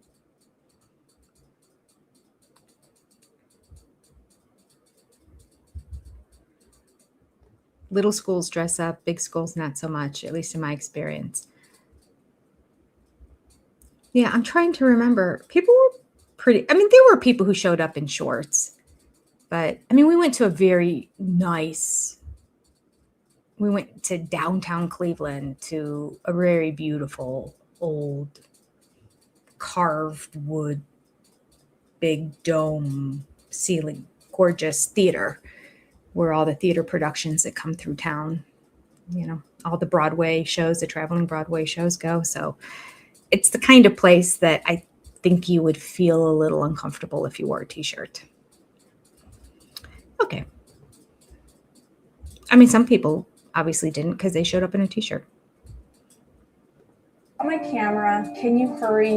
Will you bring your camera? And I'm like, oh my gosh, yes. But I figured I had a long time before he'd be walking across the stage. I figured So when you I had a long time. You turn to the right and you walk around to Portal. I love living here. I love being open like this with my family. It was a proud moment, I think, for all of us. Like, oh my gosh, it's our first child graduating, you know. It was cool to be able to be there and openly be a part of it. All four of these mothers have had influence in Logan's life. And I'll say that Christine had a significant influence in Logan's life because Janelle was working when he was a baby and Christine was basically raising him. Logan's a great kid. He's always been very responsible and really sweet. And just besides that, he's a great older brother. How about we share this? People that didn't know about our family would see me with Logan. They would just naturally assume that he was my son. And I always claimed him, all of his accomplishments that he did. And I'm like, yes, that's my son. Those are his accomplishments. And I use them as complete bragging rights at all times. We're a family and we've all been involved in this. The accolades that Janelle would receive as a mother are shared to the other mothers in the family. It is a real blessing to us. So I'm just grateful. I think Logan moving out will have a really big impact on the family. It's the oldest son. He's just kind of the older brother figure. So I think it'll have a big impact on the family. But I'm kind of happy because I got my own room.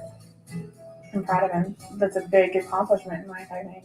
There's a lot of kids that don't graduate high school. So I'm proud of him. And he graduated with honors too. And so Logan's going to leave home, like, obviously he's like my best friend. Maddie. But yeah, he is. Maddie the mumbler. I didn't realize how much she mumbled. And she talks, she doesn't move her teeth at all, really. I feel like I have to get the subtitles and read it to you. Basically, she's going to miss Logan. And she's proud of him. He was a high achiever. Danny, I was almost going to pause and say something. That seemed like it was an intentional dig at Janelle. I'm like, gosh, he must have been not happy with Janelle at the time that he did this interview. Because why would he say that? That Christine really raised him more than she did because she was gone. But that's not right. No, that was mean. That was mean. I agree. Awful. All right. When did you say she left? She left at 9:30. She texted me. Okay. I don't know what time the ceremony was, but Meri said she left at 9:30. That's when she texted me. Because the ceremony is starting. And Cody leaned over to Meri and asked her, when did she say? Because Robyn's still not here. When did she say she's left at 9:30? That's when she texted me. Did she? About that right now. So you need to be here with Logan. Ooh, that was, ooh, did you hear Meri? I'm going to go back and play that again. She said, Cody, you can't worry about that right now. That was her choice. You need to be here with Logan. Like, pull it together, Cody. Stop focusing on Robyn right now. This is your first son's graduation, the first graduating high schooler in your family of 13 children. You need to be here for him. Stop focusing on Robyn, who's not here. She made the choice to leave late. And not only did she make the choice to leave late, but Meri actually called her up and said, get going as soon as you can, because I want you to bring your camera. I forgot mine. So she was actually giving incentive to get there even earlier than what she was planning on getting there. She's still not there right now. I'm going to go back 10 seconds so you can listen to it. Good honors too. I thought Logan's gonna leave home like. I gotta get it. Like my best friend. She's my best friend. But they're hands. Yeah, hands. When did you say she left? She left at 9:30. She texted me. Don't worry about that right now. So you need to be here with Logan. I got lost. I was driving around the UNLV campus trying to find this auditorium and like stopping students and saying, do you know where this auditorium is? I didn't know you were planning on running late. So with you being late, I was kind of like, this is really, really important.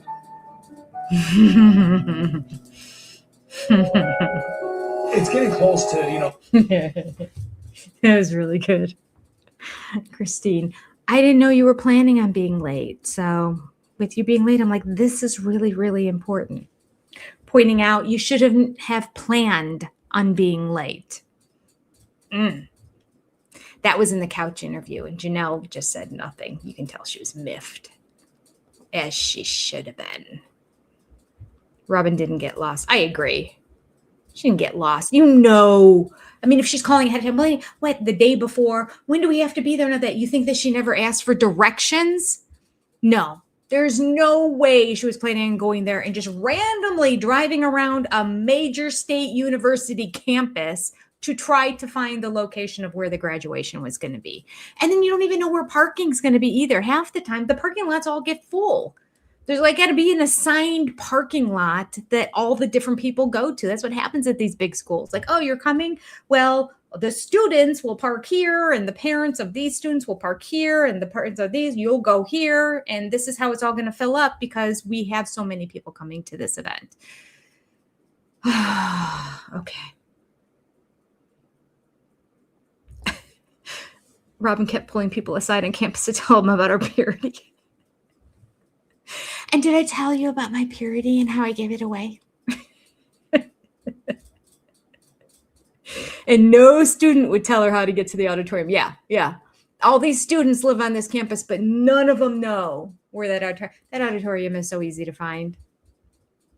I remember being in Vegas and just walking around, and we kind of stumbled upon where UNLV was because we were just kind of walking some of the other streets and walking where there was a convention center and everything, and then just being like, oh, there's we were walking. We weren't even driving. It's just a lie. I got lost. I mean, unless you had a tracker on her, there's no way to prove. She can just tell her lies and get away with it. Receiving the diploma, so I ran out to see if I could go find Robyn. You're gonna go try to help Robyn, and you're gonna miss it. Choosing the doctor? So the scene that's coming up is Cody saying, I'm going to go help find Robyn because Logan's almost going to go across the stage. So he leaves. And Janelle says, you're going to go help Robyn and you're going to miss Logan. I think he actually came back. I don't think he missed Logan. I think he finally gave up on Robyn. Praise Jesus, if I recall correctly. There were no... Lunty said there are no road signs. Yeah, not a one. Not a sign around campus with arrows directing you to a major building such as the auditorium. Yeah, no, none. She got lost at the nail salons where she got lost, that's for sure. It's a major stadium. You can see it from the freeway. Thank you, Sunrise. Unbelievable. Well, maybe she can't read. There's a possibility there. Robyn thinks it's always about her. Why did Robyn have to take Saul with her? Doesn't she have a nanny that took care of the kids while she was filming? Yeah, she didn't bring the other kids, did she? No, there was a freaking nanny. She didn't have to wait. She could have come with everybody else. Yes, she had a nanny. Mm-hmm.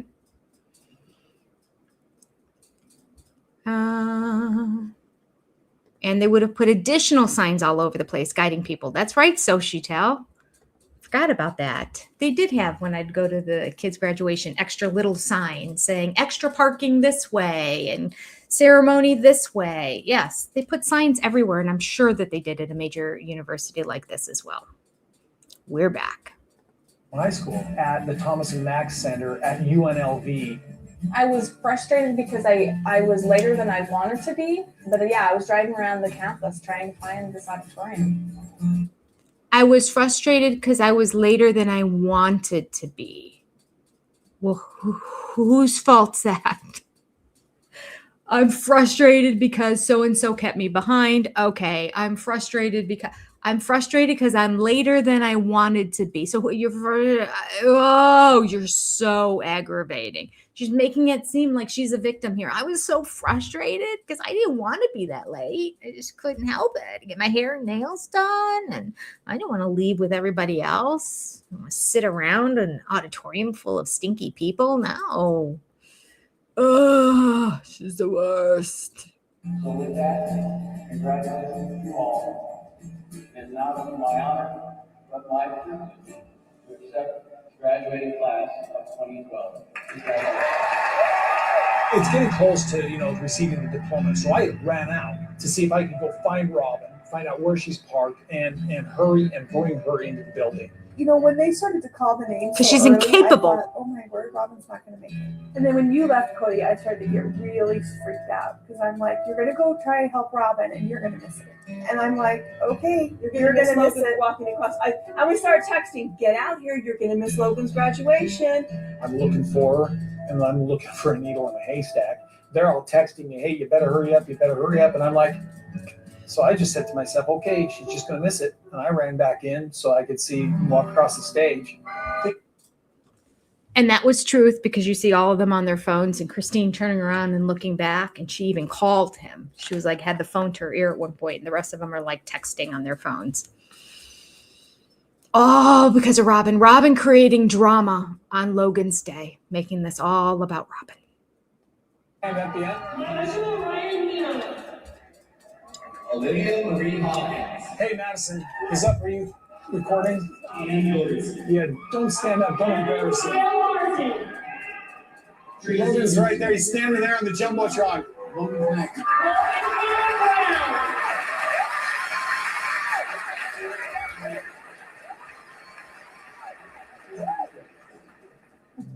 Well, I was messing with my phone to take a picture, and I didn't expect it to be so quick. And all of a sudden I'm taking it, and all of a sudden I'm like, where is he? And he was already walking off the stage. I'm like, I missed it. Oh, she's crying. Them calling his name. Mom missed it. Cody's laughing. She's there going, I didn't know he called it. We're yelling. Janelle, when they said Logan Taylor Brown, would you like to bring up His name is Logan Taylor Brown, and they called it. I would punch him. I would punch him. As a mother in this experience, and you're trying to get your phone to work right and in the craziness of all of that. And I do not suspect that Janelle is very well schooled on technology.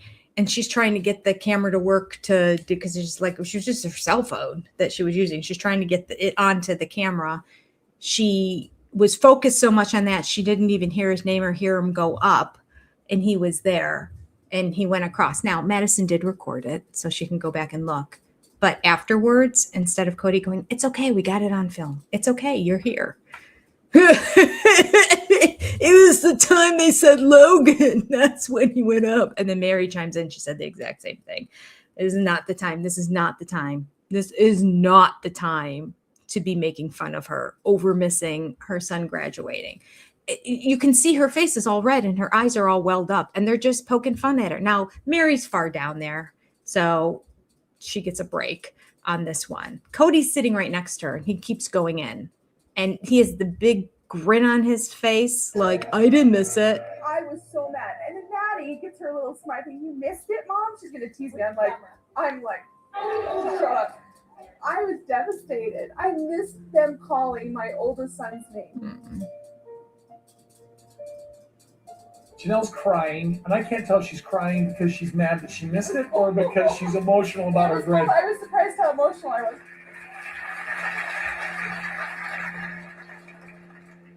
Probably because she missed 10, 15 minutes after that, Robyn comes in. 10 or 15 more minutes? The stage, and like it just hits me.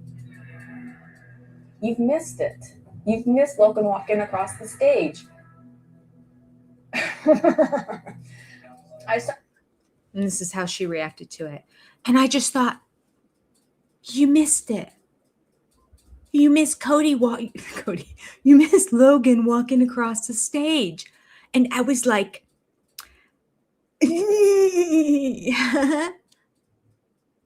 oh my gosh. Her attempt at acting is awful. Awful. Just say nothing, Robyn. Just say nothing. You know what? No, better yet, just be on time. Put somebody else ahead of you. Walking down the stairs, I see them all, and I'm seeing that Logan's already sitting down. He's already walked across the stage, and I was just so frustrated. As we sat down, That's funny. We could all feel your anger, and I remember just thinking, "Holy cow, I'm giving her some space." It was like a wet giant blanket over a fire. I just was upset, and I was just like, because it's so important to me. I just love him. I just love him so much. No, lies. If you loved him that much, you would have been at least 15 minutes early. Oh, can you imagine just getting there? She was a good 30 minutes late. But 15 minutes early, you got to get there at least an hour early. I get you don't want to be there 3 to 5 hours early or some crazy thing that you said before, but you got to get there at least an hour beforehand because you don't know how things are going to go and how long it's going to take. I mean, at least an hour. No, 15 to 20 minutes late. Or was it 10 to 15 minutes? We'll just say 15. 15 minutes late after his name was called. I don't even have any words. And you were all upset because it meant so much to you to see him graduate? No. Because if it means that much, you'd show up 2 hours early. That's what you do. When you want to make sure you don't miss something, you know how early I was for all of my kids' graduations. Because I also wanted to get a good seat. I wanted to be able to get good photos. I'm like, oh, let's get close down here. We moved at one point to another side. You guys stay here in case by the time I get over there, there's not enough seats for all of us anymore. We like had a system down, but we were like one of the first ones. We were waiting. They let us in the foyer because it was raining outside for my daughter's vet school graduation. And you weren't even allowed to come in until a certain time, but we got up there and they're like, this whole foyer was just packed with people. And they were passing out umbrella bags for all of us. That was really nice. We could put our umbrellas in because it was just raining. It was pouring cats and dogs outside. And by the time you walk from the parking lot just to get to the building and then to be locked out of the building outside, I'm like, thank God they let us in the foyer. And then I think they actually opened the doors earlier than they were planning on opening them. But yeah. First one there. Just saying, Robyn, take a page out of somebody else's book, not your own. Robyn Brown. I love comparing myself to her. Just put the extra oomph on how awful she is because I'm nothing special.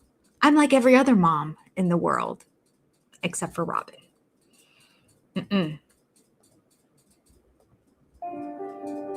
I was like, what the hell? It's like, why didn't we organize this better? Why weren't we all on top of this? We were all frustrated, and so it's like I don't think we were really interacting because it's right. I wasn't mad at any one thing or one person. I just was. But this is about Logan. It's not about us. So yeah, hey, great, Logan. We missed it. We all suck, but you're awesome. Nobody missed it but Robyn. What are you talking about, Cody? And why couldn't we organize this better? He's trying to throw the blame on Janelle right there to deflect from Robyn's choice to show up hours later than everybody else for no good reason. Because she has a living babysitter. You could be watching the child. There you go. And again, she could have arrived just like an hour and a half or an hour or 45 minutes or maybe 30 minutes early, 15 minutes early. Just still been a half an hour before when she got there. There's no excuse but him saying, why didn't we organize this better? Oh, it looked pretty organized to me. All of you were there sitting in your seats before the whole thing began. Robyn wasn't there. And Christine did not know that Robyn chose. She didn't share that with Christine. So why are we deflecting blame here? This is all Robyn Brown, 100%.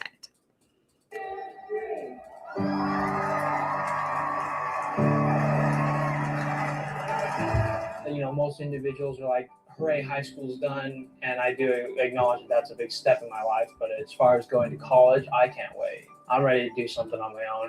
Get out, experience the world a little bit. Congratulations, son. Thanks. It was really great to see them there and support all together as well. So that did mean a lot. Graduating, I didn't really care that much. Them being there did. My mom was always my mother. And then I had my other mothers, but it was never like, that's my stepmother. You know, I've always felt like they were my moms as well. Robyn right next all my to... parents loved me. All of them. Aww. In the photo with everyone together, Robyn put herself right next to Logan. Christine way out on the end over there. So it's like Logan, Cody, Janelle, Christine. And then on the other side, Robyn right next to him, and then Meri on the outside. Kind of like Robyn and Cody on either side. I think, let me go back 10 seconds. I think it was Robyn and Cody on both sides of him. My other mothers, but it was never like, that's my... Oh no, I take it back. So they changed positions because there was a position with Logan in the middle and Cody and Janelle on either side. And then next to Janelle was Robyn and Meri. So where did Janelle move to when Robyn got next to Logan? I have to see. Stepmother, you know, I've always felt like they were... To the other side of Logan. Janelle moved to the other side of Logan. You don't see in the shot, all you see is Janelle's hair, just a little bit, so you can tell that that's her next to him. My mom's as well. You know? All my parents loved me, all of them. So. That's a nice comment. I want to go into the medical field, something along the lines of healing and helping people. In 20 years, I'll hopefully have a home, one wife, and maybe more later. He doesn't mean that. Would he say 20 years? In 20 years, I'll have a home, one wife, and maybe more later. He's just playing. He doesn't mean it. Let's make a decision. What are we going to do? I'm closing the deal now. You're going to sign the contract. Yes or no? Want the fastest? I don't like it when he speaks to his wives like they're children. It gets under my skin. Yes or no? I would have been like, don't speak to me like that. I'm not your child.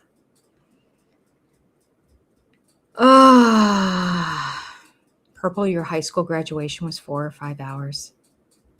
No joke.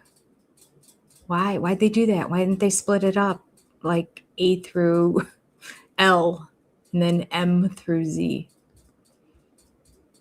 I know it's A through L because my maiden name, my last name began with an L. And it always felt like I was always at the cutoff of everything.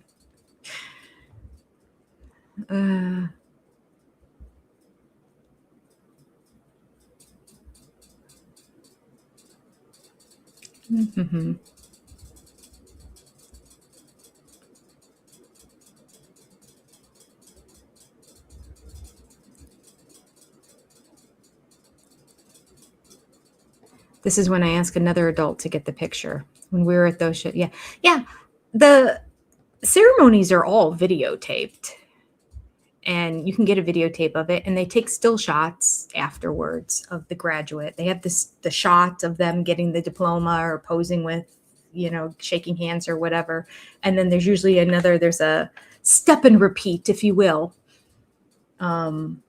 where sometimes it's like the school logo on a backdrop, and they stand in front of that and take a picture, and then they give them a little thingy dooey together.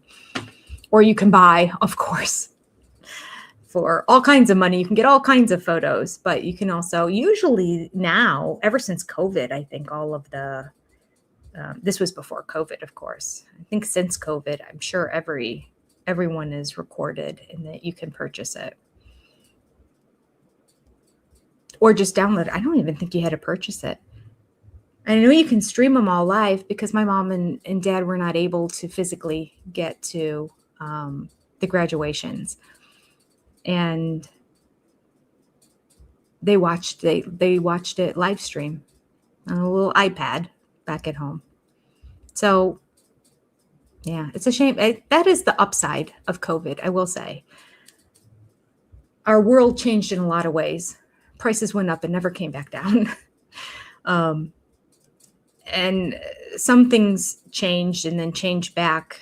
And some things have changed not for the better. Again, prices being one of them. But some things have changed for the better. And that is that we have a lot more job opportunities that are virtual now, which is great for employees, but also for some people who have buildings in high real estate areas can sell the buildings and have their workers work remote. People realize you can do it now. They just never tried before. And then when they were forced into it, they could. And I would say another one of the upsides is videoing graduations, videoing classes. When my daughter went through vet school, all the classes were video recorded, and you had the option of showing up for class, or you could just watch it live, or you could watch the recording afterwards. Now she went to every single one of her classes because she said, I just focus better if I'm in the classroom. And of course, if you have a question, then there probably was a way you could have sent it in online. But when she in her freshman year got mono and was bedridden for an entire week. Well, you can't miss a week of vet school. It's like missing a semester of school for every other career. And so she was able to listen to the recordings and then re-listen to them, and then not have to rely on another student's notes to try to figure out what was going on. So there have been positives that came out of the COVID situation. All right, back to the show. We're finishing it up right here. Elaine is my younger sister. She's younger than me by 5 years. And she and I both struggle with fertility issues. Elaine. She just had a new baby, and I wanted to talk to her about it. So you didn't have another one? Well, I'm curious, how has it been, though, after, so long?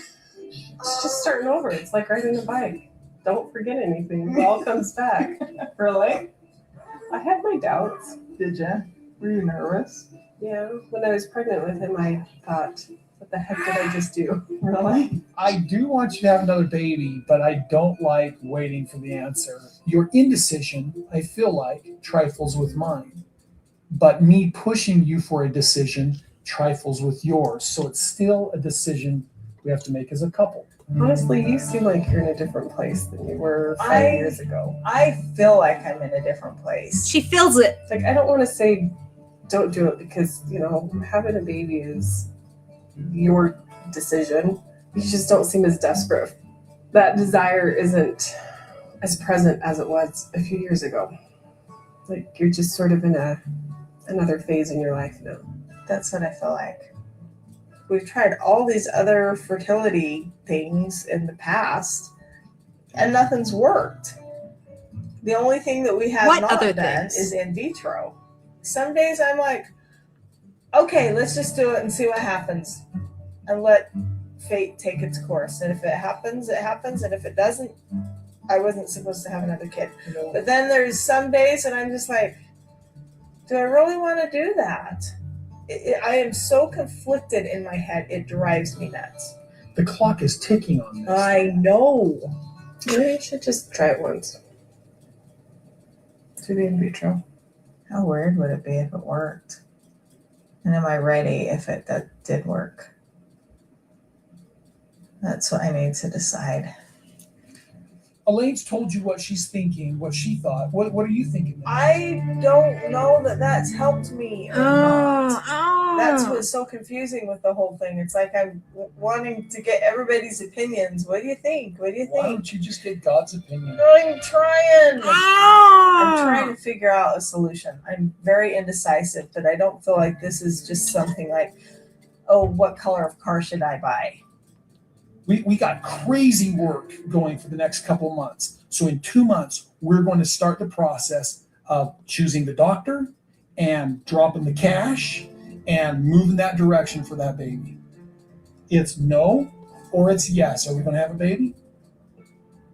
So you need to decide for you, because I'm going to have more kids. So I'm very comfortable saying, all right, lover, we're good. Okay. You have to decide if you're good saying, I'm okay not having a baby, or I'm going to do everything I can to try and do it. Let's make a decision. What are we going to do? I'm closing the deal now. You're going to sign the contract, yes or no. I hate the way you speak to her. She's like a furrow brow too. She doesn't like it either. I'm not kidding, Cody. I don't go a day without thinking about it. Can you give me a time frame? Can you give me a time frame? Can we get through all this busyness that we have with our work for the next 2 months, and then we'll make a decision?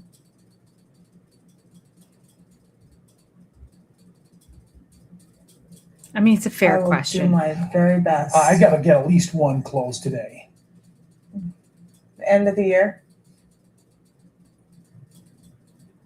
Okay. We decide when we move into new homes.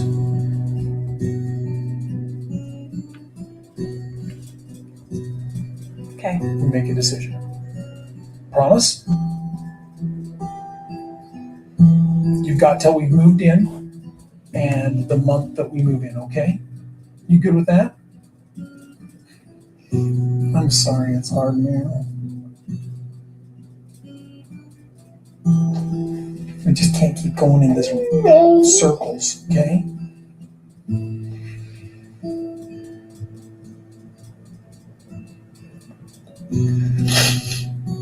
You might feel different when we move into homes.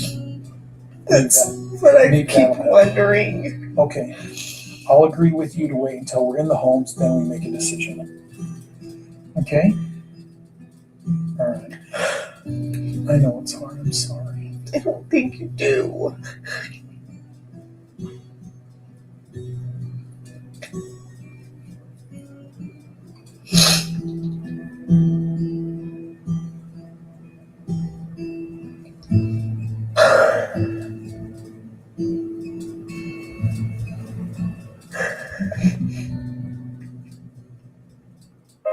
We are going on a plague vacation. Listen, I have to say, there's a little part of me that's slightly conflicted because I do feel for her. It just doesn't, I don't know why. I don't know why it's taking so long. I don't know what is it that's going to make her make the decision. It's like she's being indecisive because she's waiting for Cody to be the husband she always wanted him to be, and that'll be a sign that she has to have a kid almost, you know, like she's just waiting for him to step up and be a man. And it's never going to happen. And maybe that was her realization. Like, there's no reason to bring a child into this because he's not a husband to me. So I feel like, and I might be wrong, she's crying over the indecision. She's crying over the infertility, which is a sad situation. Again, she could have adopted. I'm just saying. It's not that she couldn't. If she really wanted 7 kids, she could have gotten 7 kids. But I think she's also crying over the relationship and where it is, and realizing he's not going to be for me in my house what he is for Robyn in her house right now. And he's going to be over there all the time anyway, because she's going to continue to have more kids. And he's always going to say, well, there's a younger one over there, or there's more of them over there. She needs my help. And she's going to be a single parent. So I do feel for her in that thing. But my gosh, I wish she'd stop whining when she talks. Oh, it's like nails on a chalkboard to me. All right. People like Robyn can't bear to somebody else is in the spotlight. Yep. She made it all about her. She did. She did.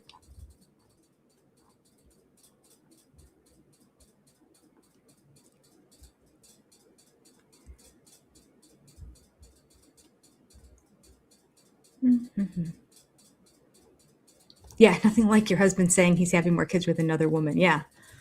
I'm going to be having more kids. So whatever your decision is, and he did that thing that he does when he's just like, I don't know. It's just that he thinks he's all that when he does it, which makes it extra creepy. And because he does it slow, it's just extra annoying. But he's like, when he does I'm wiping my hands clear of this. Bugs me. Cody's so cruel, y'all. Yeah.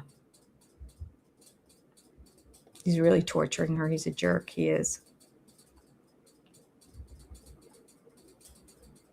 He's talking down to her like she's a child, too. And it really annoys me. She's both waiting for him to tell her that he wants the baby and that he won't. And he won't tell her.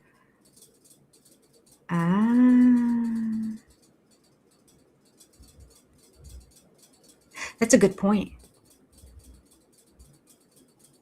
He never comes out and says, Meri, I want to have a baby with you. Why didn't I think about this angle? That's a good point, Sochitel. He's like, what do you want to do? What do you want to do? What do you want to do? Because he doesn't really want it. And she's got to feel that. That's why he's the indecision. Because if your husband just kept saying, there's nothing I want more than to have another baby with you, I just think it would be amazing. And we should do everything we can to make that happen. I want it. I want a child with you. He just doesn't say anything close to that. He doesn't even say he wants to have another child. He's just like, I came right out here. I'm having more children with or without you. So you do you, boo. That's what he said. Yes. Nancy said that Meri and Cody sniped at each other on camera. I can see that. Yes, he did just call her lover. He used to call her lover all the time at the beginning of this. It's so gross. That word. I've never heard him say lover to Robyn. I wonder if she said, don't call me that. That's gross. I'm not your lover. I'm your wife. Lover. But he used to call Meri lover all the time. I mean, this is at least the third time that I remember it since we started watching beginning of season 1 up until now. I do remember on his honeymoon with Robyn being on the phone with Meri and calling her lover. And then he was on the phone with her calling her lover just recently when they were getting ready to go on a vacation. And he was in the flip-flops, the gross flip-flops and the jeans. And I took a screenshot and showed you. That was a lover conversation too. I've never heard him call anyone else lover. So I guess that was his pet name for her. She probably loved it because it's about the only attention she could get from him. But ew, right? Just ew. He's so gross. Oh, that's a good point. Crafty Nana. Robyn probably told Cody, don't call Meri that anymore. And then he stopped. Probably. Stop calling her lover. Gross. All right. Art by Julie said that he's all for IVF. He won't have to sleep with Meri. Yes. He gets just to sit in a room with a dirty magazine. Naughty boy. That's what he gets to do. Loving that. Okay.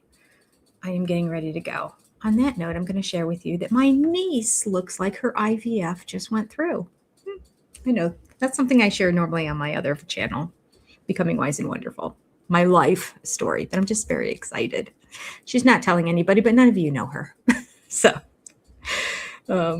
just immediate family and all the thousands of you that are going to watch this. Again, I didn't even say her name. None of you know her. But anyone who is of the praying sort, if you can keep this new little life that's inside of her with a little flicker of a heartbeat in your prayers. She's 9 weeks. You need to get her past that 12-week mark to kind of say, we're in the clear. For the most part. Anything can happen anytime, but all right. Very excited. I'm very excited that little Callahan, my grandson, is now going to have a cousin. he can play with and take care of because she's a little girl. And they've been trying for years. So I'm very, very, very happy for them. Yes, I'm going to be an aunt. I'm going to be an aunt. A great aunt. A great aunt. That's right, Ashley. A great aunt. Oh, I'm very excited about that. All right. I will see you all next week. Unless magically 100 people go over to Becoming Wise and Wonderful and subscribe and our numbers get to 800. Because when they get to 800, we're doing 2 of these in a week. It's a bonus week whenever that happens. I'm trying to encourage y'all. Go over there. Becoming Wise and Wonderful. It's a great channel. You don't even have to watch anything. Just subscribe. Please. Throw me a bone. I love you all. All right. Until next week. Bye, friends. Oh, I don't have my outro video set. My apologies. There we go. Goodbye, everybody.